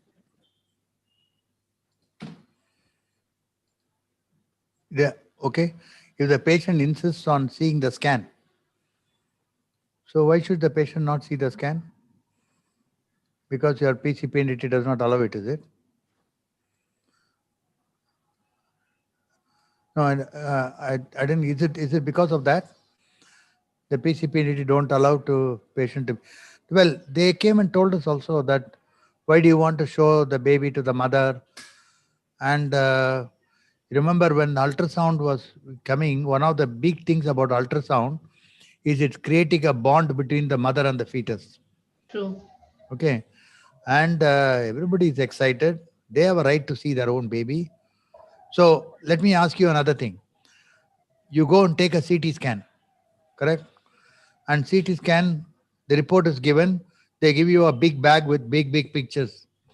So the patient is going to pull out and see those pictures. So similarly, ultrasound is also same pictures, isn't it? So only difference is instead of seeing it on your report, they are going to see it on the screen. So I don't think there's an issue there.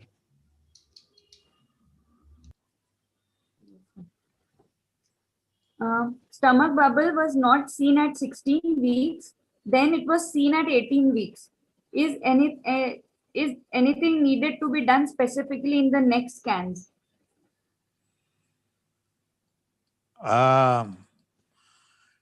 Stomach bubble, if it is seen and it is nice and the liquor is normal, be happy. Last time when you saw the baby had just emptied the stomach. That's why you don't ask her to come after 20 minutes as we told you.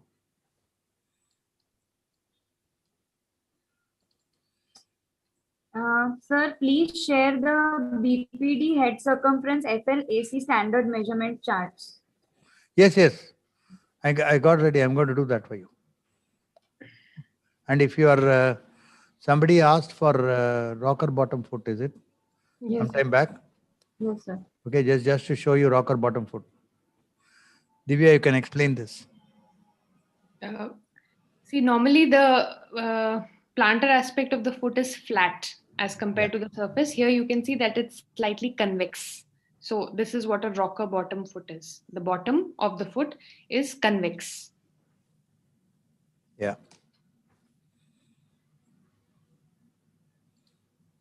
Okay, next. Sir,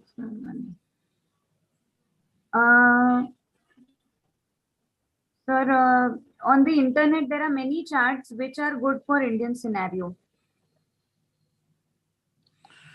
No. See, as we said, let me tell you what are the standard charts that are available. Okay. Hadlocks are the oldest. Okay. Second, WHO. Third, Intergrowth 21. Fourth, Fetal Medicine Foundation. Fifth, you have charts from Mediscan. Sixth, you have charts from Prashant Acharya. Is also published. Okay. So, seventh, you can create your own charts. Nobody is going to say no. But you have to go through a proper study. What we have done over the last 35 years, every 10 years, we have changed our chart. Because we found the average weight of the baby was 2.8 kg when I started doing ultrasound. Now it is 3.1. So there's been a change. Obviously, the baby's abdominal circumference are bigger than what it is. And even on the road, we are seeing people's abdominal circumference are much bigger now than what we used to see before. So we are evolving. So recently, we have just finished a DBT study. We have collected huge amount of data for nomograms. And very soon, those charts will be ready. Dr. Manikandan, one of our fellows, did the whole thing. Analysis is going on, and very soon it will be published.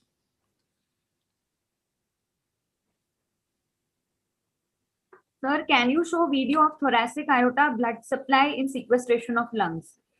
Yes, I'm looking for it. On that time itself, I'm sure I'll find it in a few minutes. Yeah. At what gestational age should we comment on the spine and its abnormalities? You want to take that? Divya? Could you please repeat? At what? Ma'am, at what gestational age should we comment on the spine and its abnormalities? You can start whenever you see in the anomaly scan, whenever you're doing the anomaly scan using the 20+2 plane approach, you will see the spine. And so whether you do it at 16 weeks or whether you're doing the anomaly scan at 18 weeks, you need to comment if you see any abnormality. In fact, we haven't gone into the first trimester scan, but sometimes some obvious gross abnormalities like angulation deformities of the spine are also seen in the first trimester. But obviously in the anomaly scan, if any time you see any abnormality, you definitely need to mention it.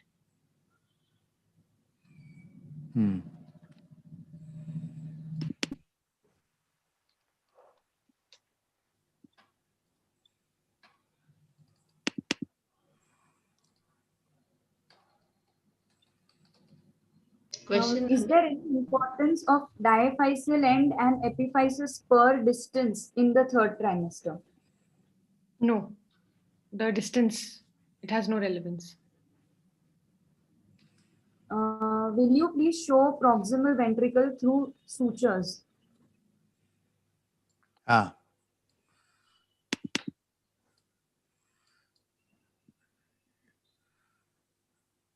want to?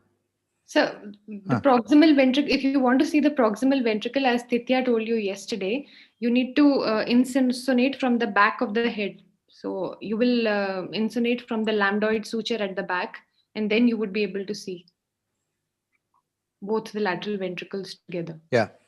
slightly tilt your probe so that you get a sort of a semi-coronal view. You can just tilt your probe a little bit, then you will be able to see it very well. If you bang axial, then lot of reverberations. Slightly tilt your probe, then you'll get much better.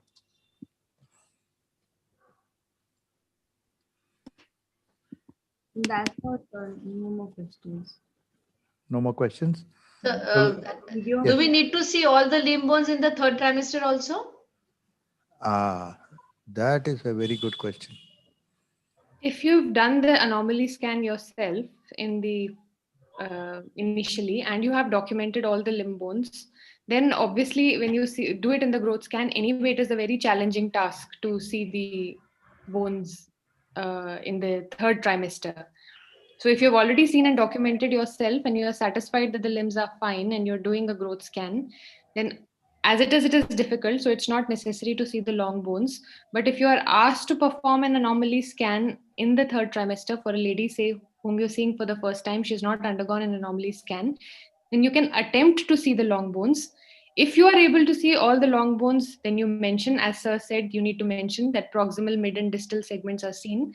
But obviously, it is a very challenging task in the third trimester. And if you're not able to see everything, then you need to mention what you have visualized and just document what you have visualized and only what you have seen. So if you have not been able to see something, you can always mention that this has not been seen, and nobody is going to hold you responsible for that. So you Yeah. should only comment on what you have seen. Okay. Sure. So in yes, sir. Yeah, no. See, Divya said if you have done the scan yourself, And documented. documented. So if the patient comes to me from Chandigarh and if Divya had done the scan, I won't go and see. Now, what is the message here? That if you know somebody whom you are your colleague, you know that that person is an expert, then I will trust that scan. Okay.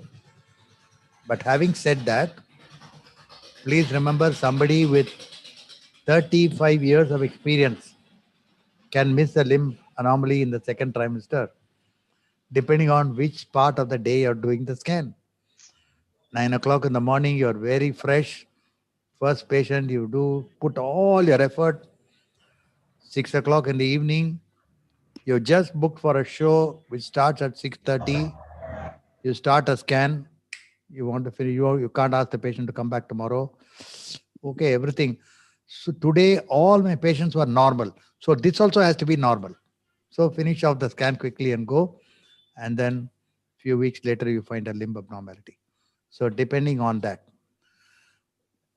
the confidence with which the second trimester scan is being reported decides your third trimester scan. That's important.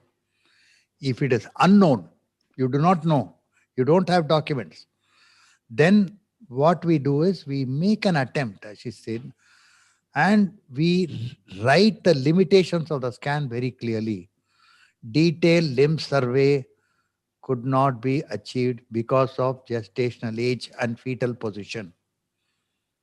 If you're not, because invariably the if there's a cephalic presentation, 30-32 weeks, one hand is just behind the head, you really don't know. Okay, so you have to write the limitation. That's all. So in continuation with that, there was this question where he says that radius ulna of one hand was missing in spite of an anomaly scan which was reported as normal. At 34 weeks, he has not looked for all the long bones. In this case, are we responsible for missing this anomaly in the third trimester? No. So that's what I'm saying. The documentation there becomes very important. The third trimester scan, 34 weeks, only the upper side limb may be seen, the other side limb may not be seen at all. It also depends on the amount of liquor. Supposing AA5 is only 5, then where are you going to see all this? But he should have written in the report, limbs could not be evaluated. Okay, I think I don't know whether I told this already. I had a patient where 2 scans consistently we have put in the report, face could not be seen. Baby was born with a cleft lip and palate. I was sued for 80 lakhs. The patient sued me for 80 lakhs. Then we took it to the lawyer and see, every time I said I tried my level best, the baby would not turn. And he wrote it in his reply to the other lawyer. The other lawyer advised the patient, don't go to court, because it is very clearly written here. It's a limitation of the system. Okay? Documentation is important. Yes. Okay, anyone wants to see sequestration? I can show now. Yes, sir. Okay, just half a second.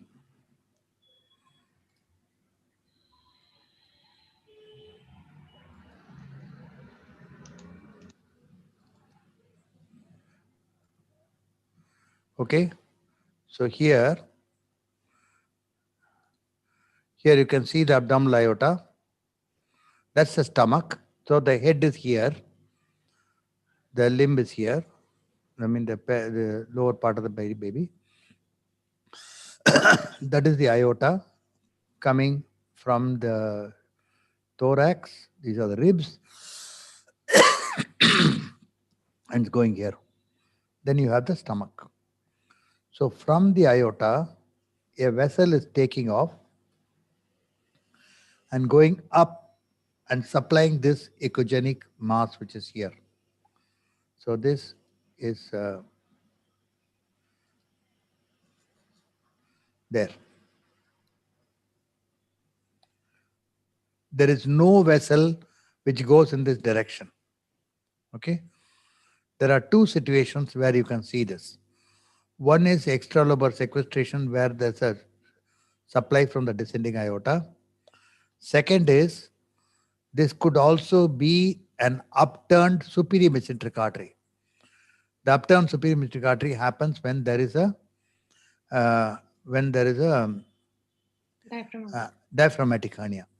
Okay, so let us see that.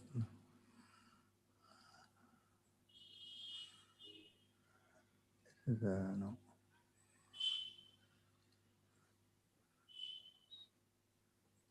Okay.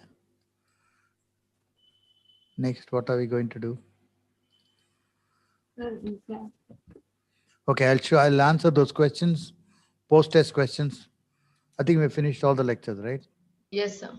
Okay, let's do the post-test questions.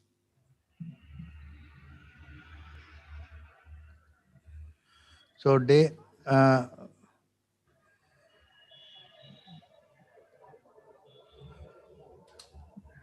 right. So this is what question which was asked also now.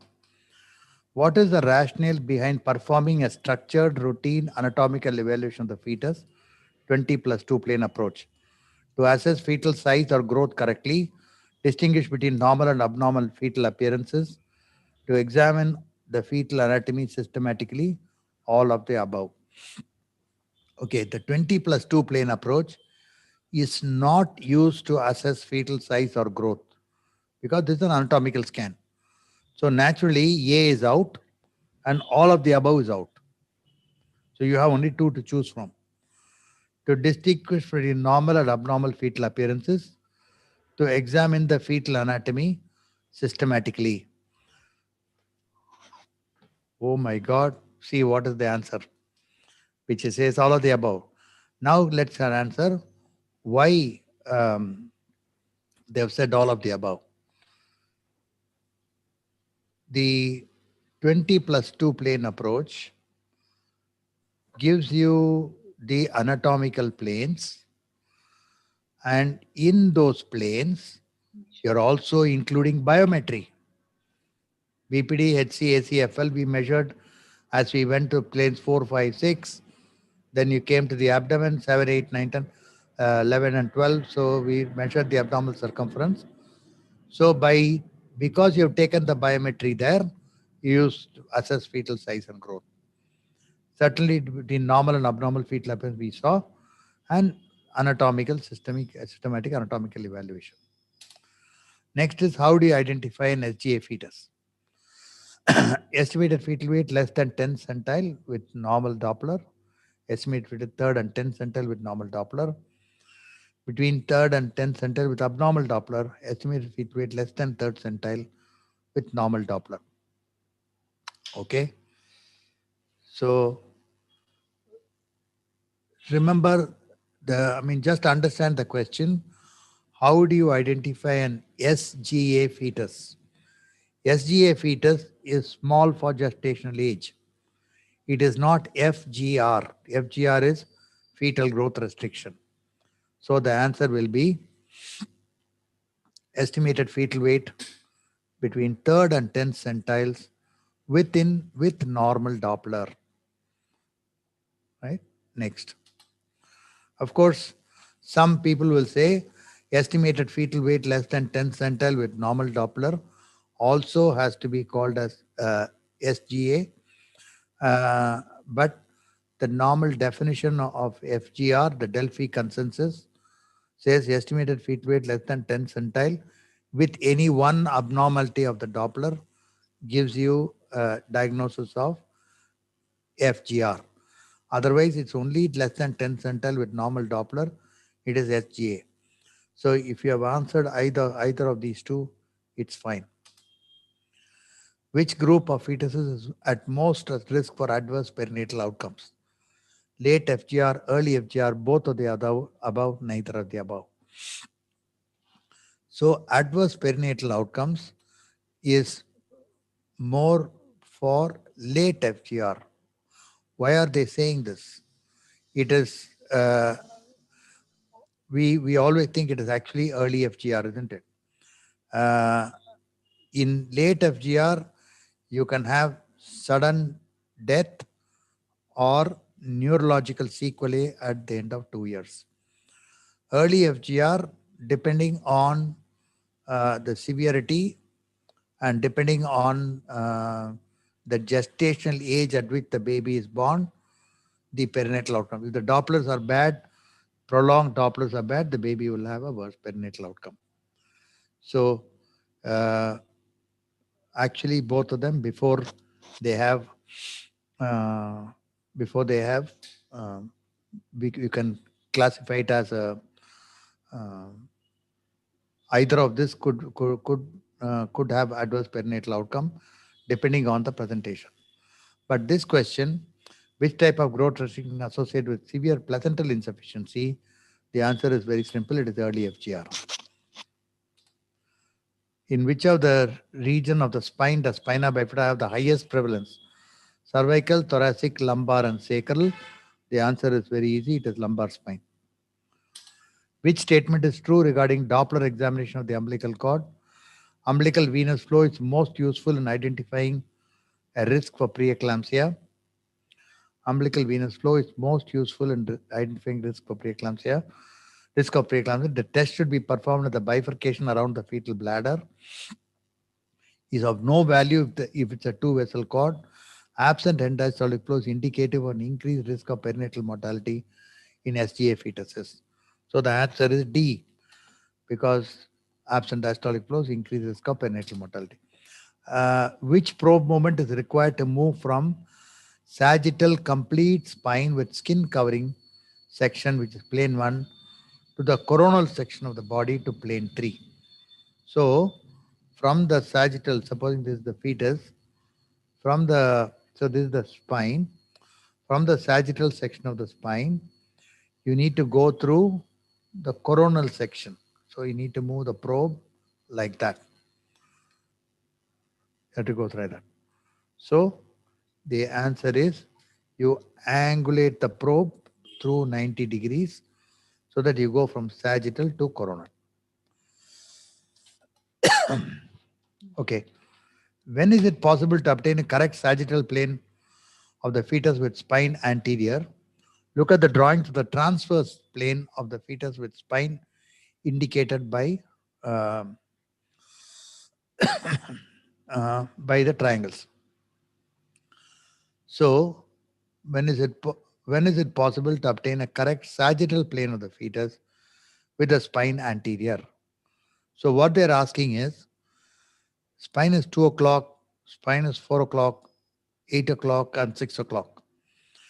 Which of these positions you will actually get a good sagittal view of the spine? And the answer, of course, is this is the position where you will get the. So, if the spine is at 2 o'clock, you can simply rotate your probe and you'll get a very good sagittal plane of the spine. You won't get it when it's 4 o'clock. At 8 o'clock, as I said earlier, because spine is posterior, you can't get a good sagittal view of the spine. Which features can be seen in the coronal plane of the fetal body? Diaphragm, 4-chamber view of the heart, stomach, and intestines.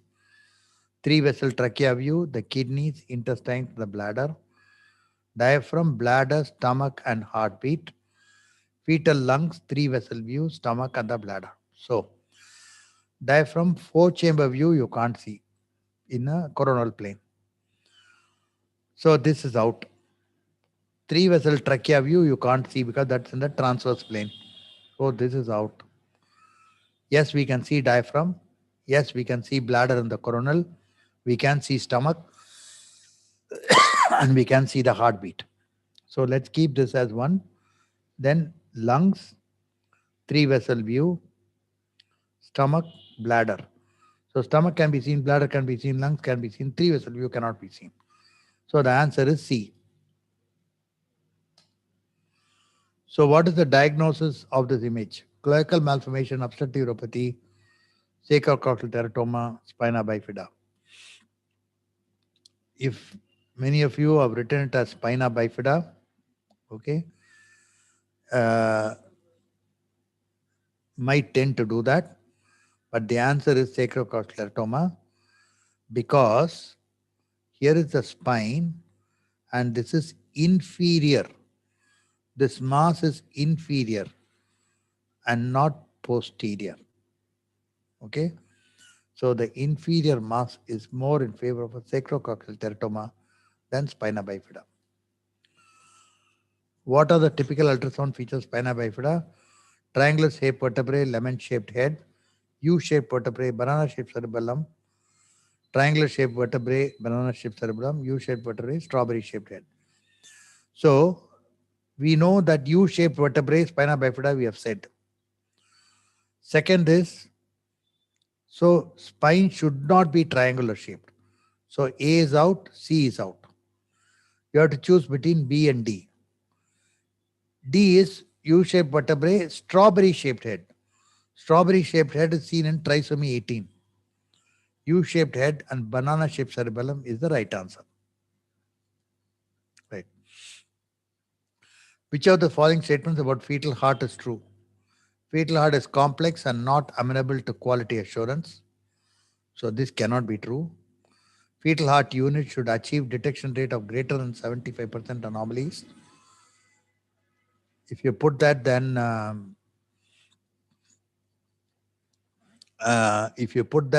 many of us will be facing litigation. So that's not a good idea. The fetal heart lends itself to Q-sum analysis. For those of you who don't know what is Q-sum analysis, it is called cumulative sum. It is a method of ensuring that of quality control. Supposing you are measuring the nuchal translucency over a period of time, and there are several operators inside a system where they are doing nuchal translucency. If you do a Q-sum analysis of each of them, you will know whether they are continuing to measure correctly, or some of them are deviating from the normal. The fetal heart should be imaged in the 5 predefined views. So this is the answer. What is the main feature of holoprosencephaly? Frontal horns of lateral ventricles are pinched and occipital horns are dilated. So this is not holoprosencephaly. Frontal horns of lateral ventricles are separate and midline forks. Obviously not. Frontal horns of lateral ventricles are fused and midline forks is seen with CSP. Frontal horns of lateral ventricles are fused and midline forks not visualized. Obviously, D is the answer. What percentage of cleft palates are not associated with cleft lip? All these percentages are always confusing, but what percentage of cleft palates are not associated with cleft lip? 40%. So this you can just do this and say whatever number you come, but this is actually 40%. Uh, so which of the following statement is correct about the appearance of four-chamber heart in approximately 20 weeks? Heart should occupy two-thirds of the chest. Foramen ovale allows blood to be shunted from the left to the right side of the heart. The cardiac axis points to the left by 45 degrees plus or minus 20 degrees relative to the vertical. Pericardial fluid less than 2 mm is abnormal. Okay, so the cardiac axis points to the left by 45 degrees plus or minus 20 degrees. So what is the diagnosis? So it's obvious that this is the skull, okay, and there is a gap in the skull.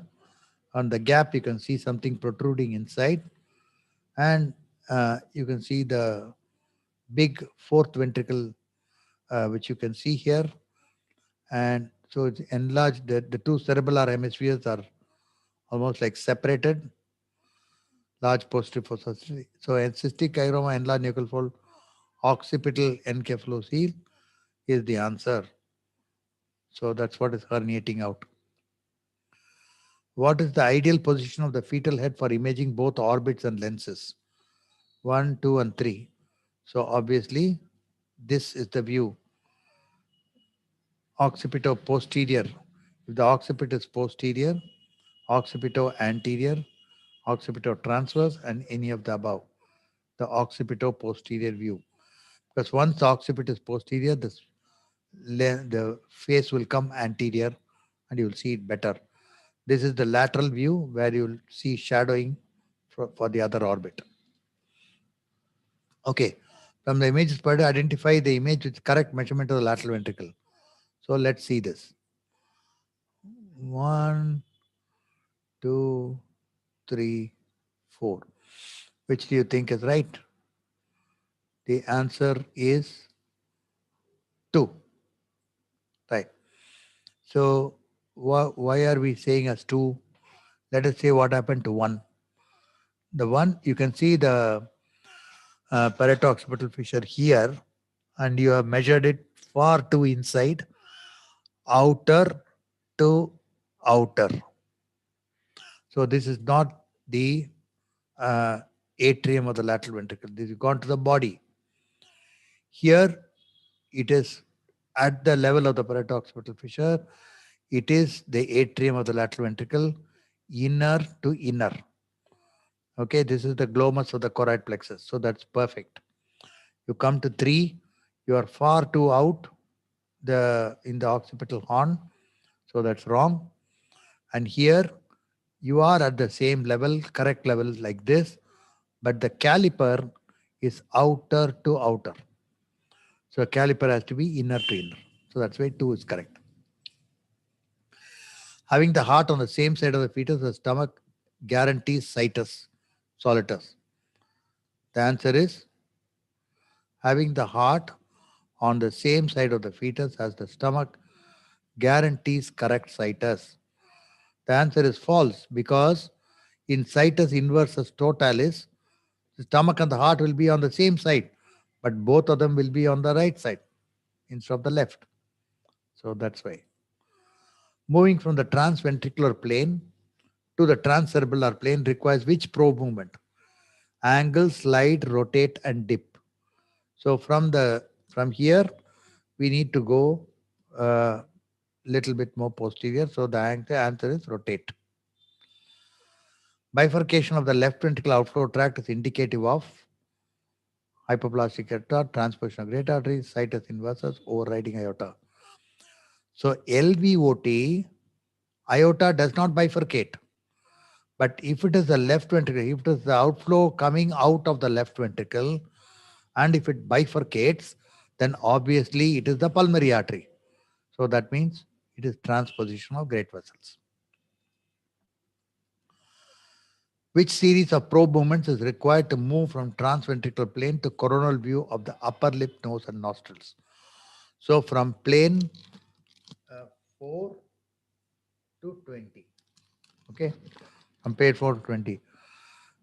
Angulate 45 degrees and slide down and dip 45 to 70 degrees, slide down and rotate 45 to 70 degrees, slide down, angle 45 degrees and dip. So answer is slide down and rotate 45 to 70 degrees. Which of the following images is most likely to be associated with open neural tube defect? I think it's a very obvious. Okay, this must be the lemon sign here. So that is 2. Okay, we have completed.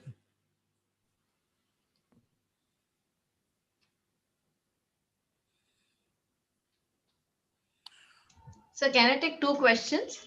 Yes, you can.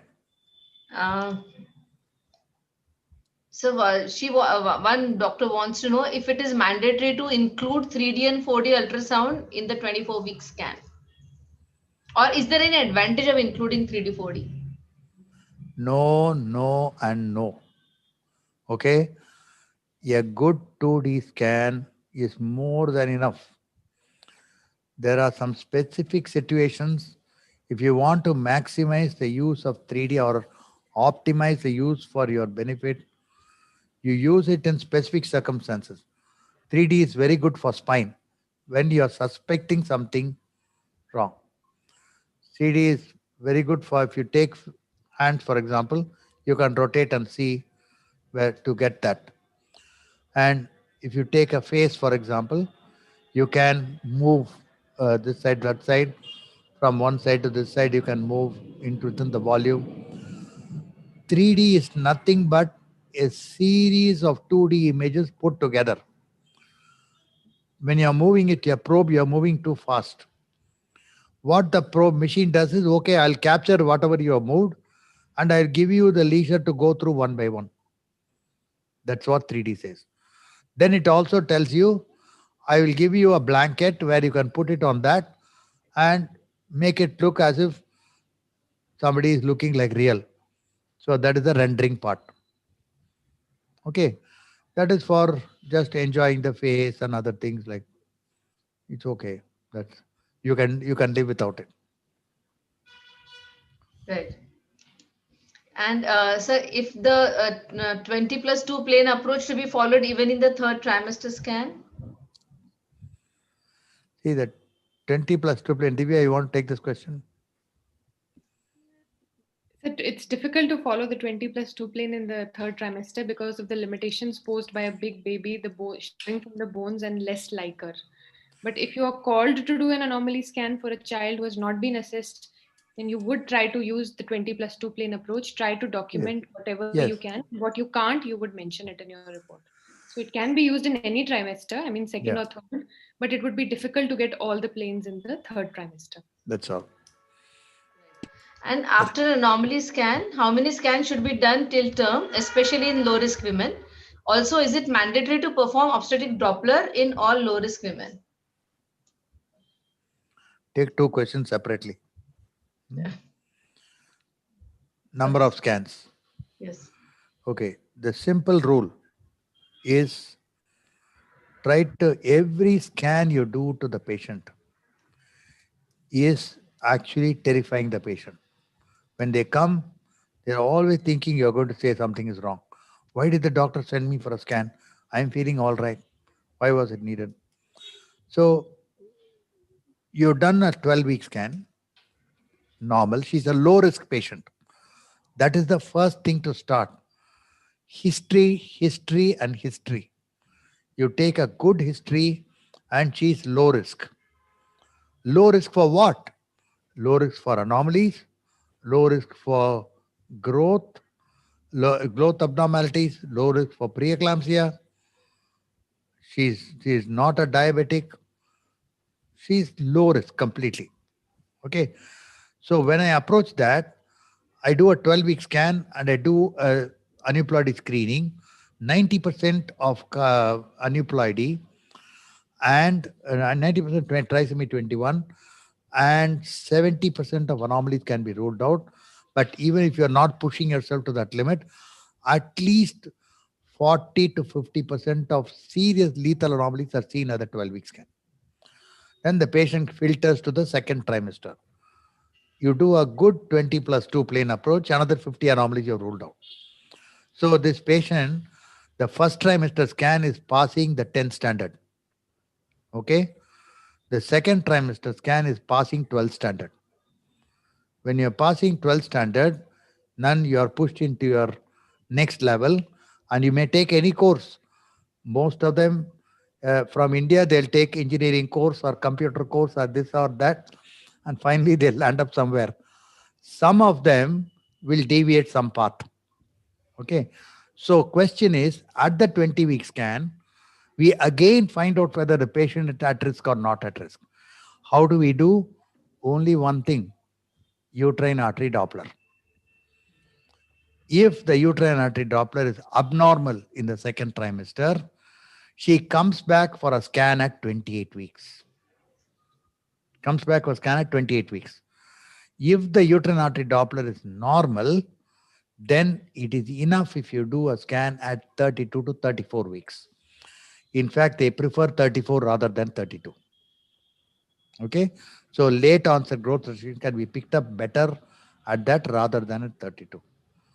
Now, subsequently, they are a quick use of ultrasound for getting some information is not equal to a scan. That is, if I want to see AFI, I just want to see presentation. I want to see where the placenta is. That's a bedside evaluation. You want to call it as a scan means, do you need an expert sitting at that point? So the expert needs to be here with this. All the others are additional things for what you want to know. You have an office machine, quickly you want to see. You're not doing a scan. You are looking at the baby, that's all. So you need to differentiate these two. Right, sir, really. One practical problem, can we allow the couple to record the scan screen on their phones? Can we do that as per PCPA? No, and no. We are very strict about it. And it's quite dangerous. Right. So don't embark on that. And one more request for a demo, sir, on how to take Cineloop images. If you can do it. How to take serial loop. I think today we saw, no? Whatever videos I showed you today, let me see, I'll show you that.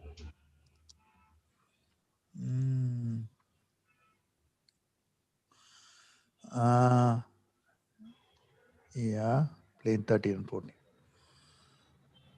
So I'm going to do this, right? So this is an image which I have just taken and frozen. There are some images which is stored. So what I do, I use my Cine Loop. So we can't see your screen. Share your screen. Oh, I'm not scared. Okay. Sometimes you get carried away like this. 1 minute. Okay, there you are. Okay, so here is the, imagine that's this one. So what I'm doing is, so now I'm doing the scan. I suddenly stop here. Okay, but I actually want a few frames ahead. So I use the Cine Loop and then I move it there. So frame by frame, I'm moving. I just move it frame by frame till I reach the correct point which I want. So that's actually the Cine Loop.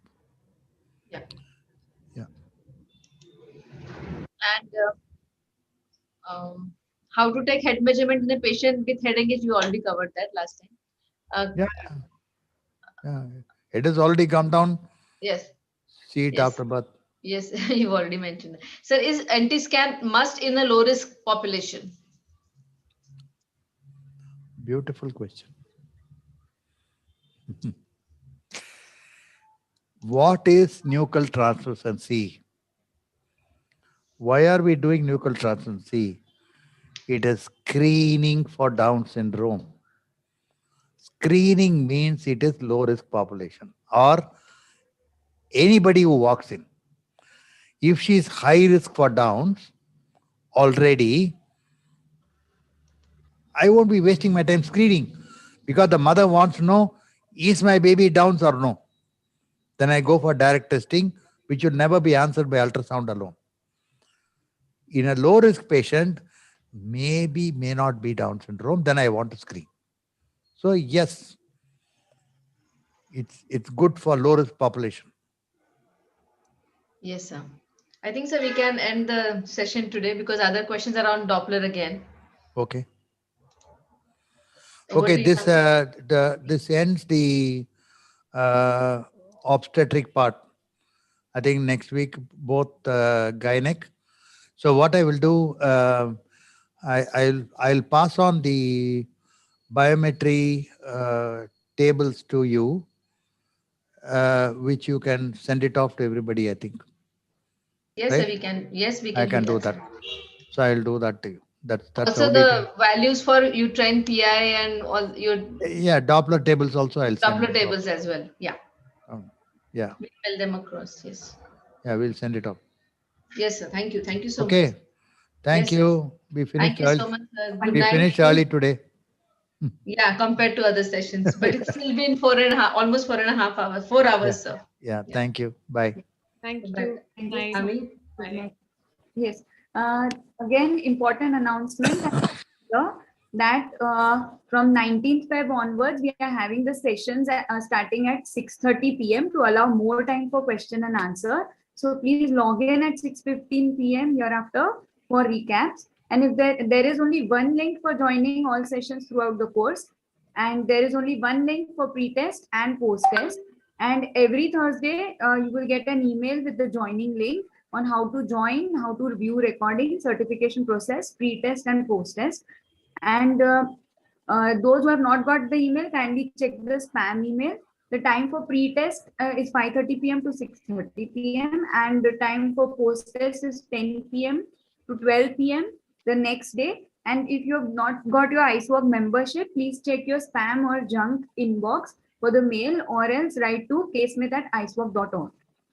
That's all. And now I think we will meet for the last and final week next week. Yes. See you all. Good night. Yes, it's been such a crazy 3 weeks, so I didn't realize that we are at the end of third week already. Can't believe, yeah. Yes. Chalo, time to log out. Bye-bye. Thank you, Ami. Thanks, everybody. Thank you, ma'am, for Bye. the opportunity. Bye. Good night. Good night.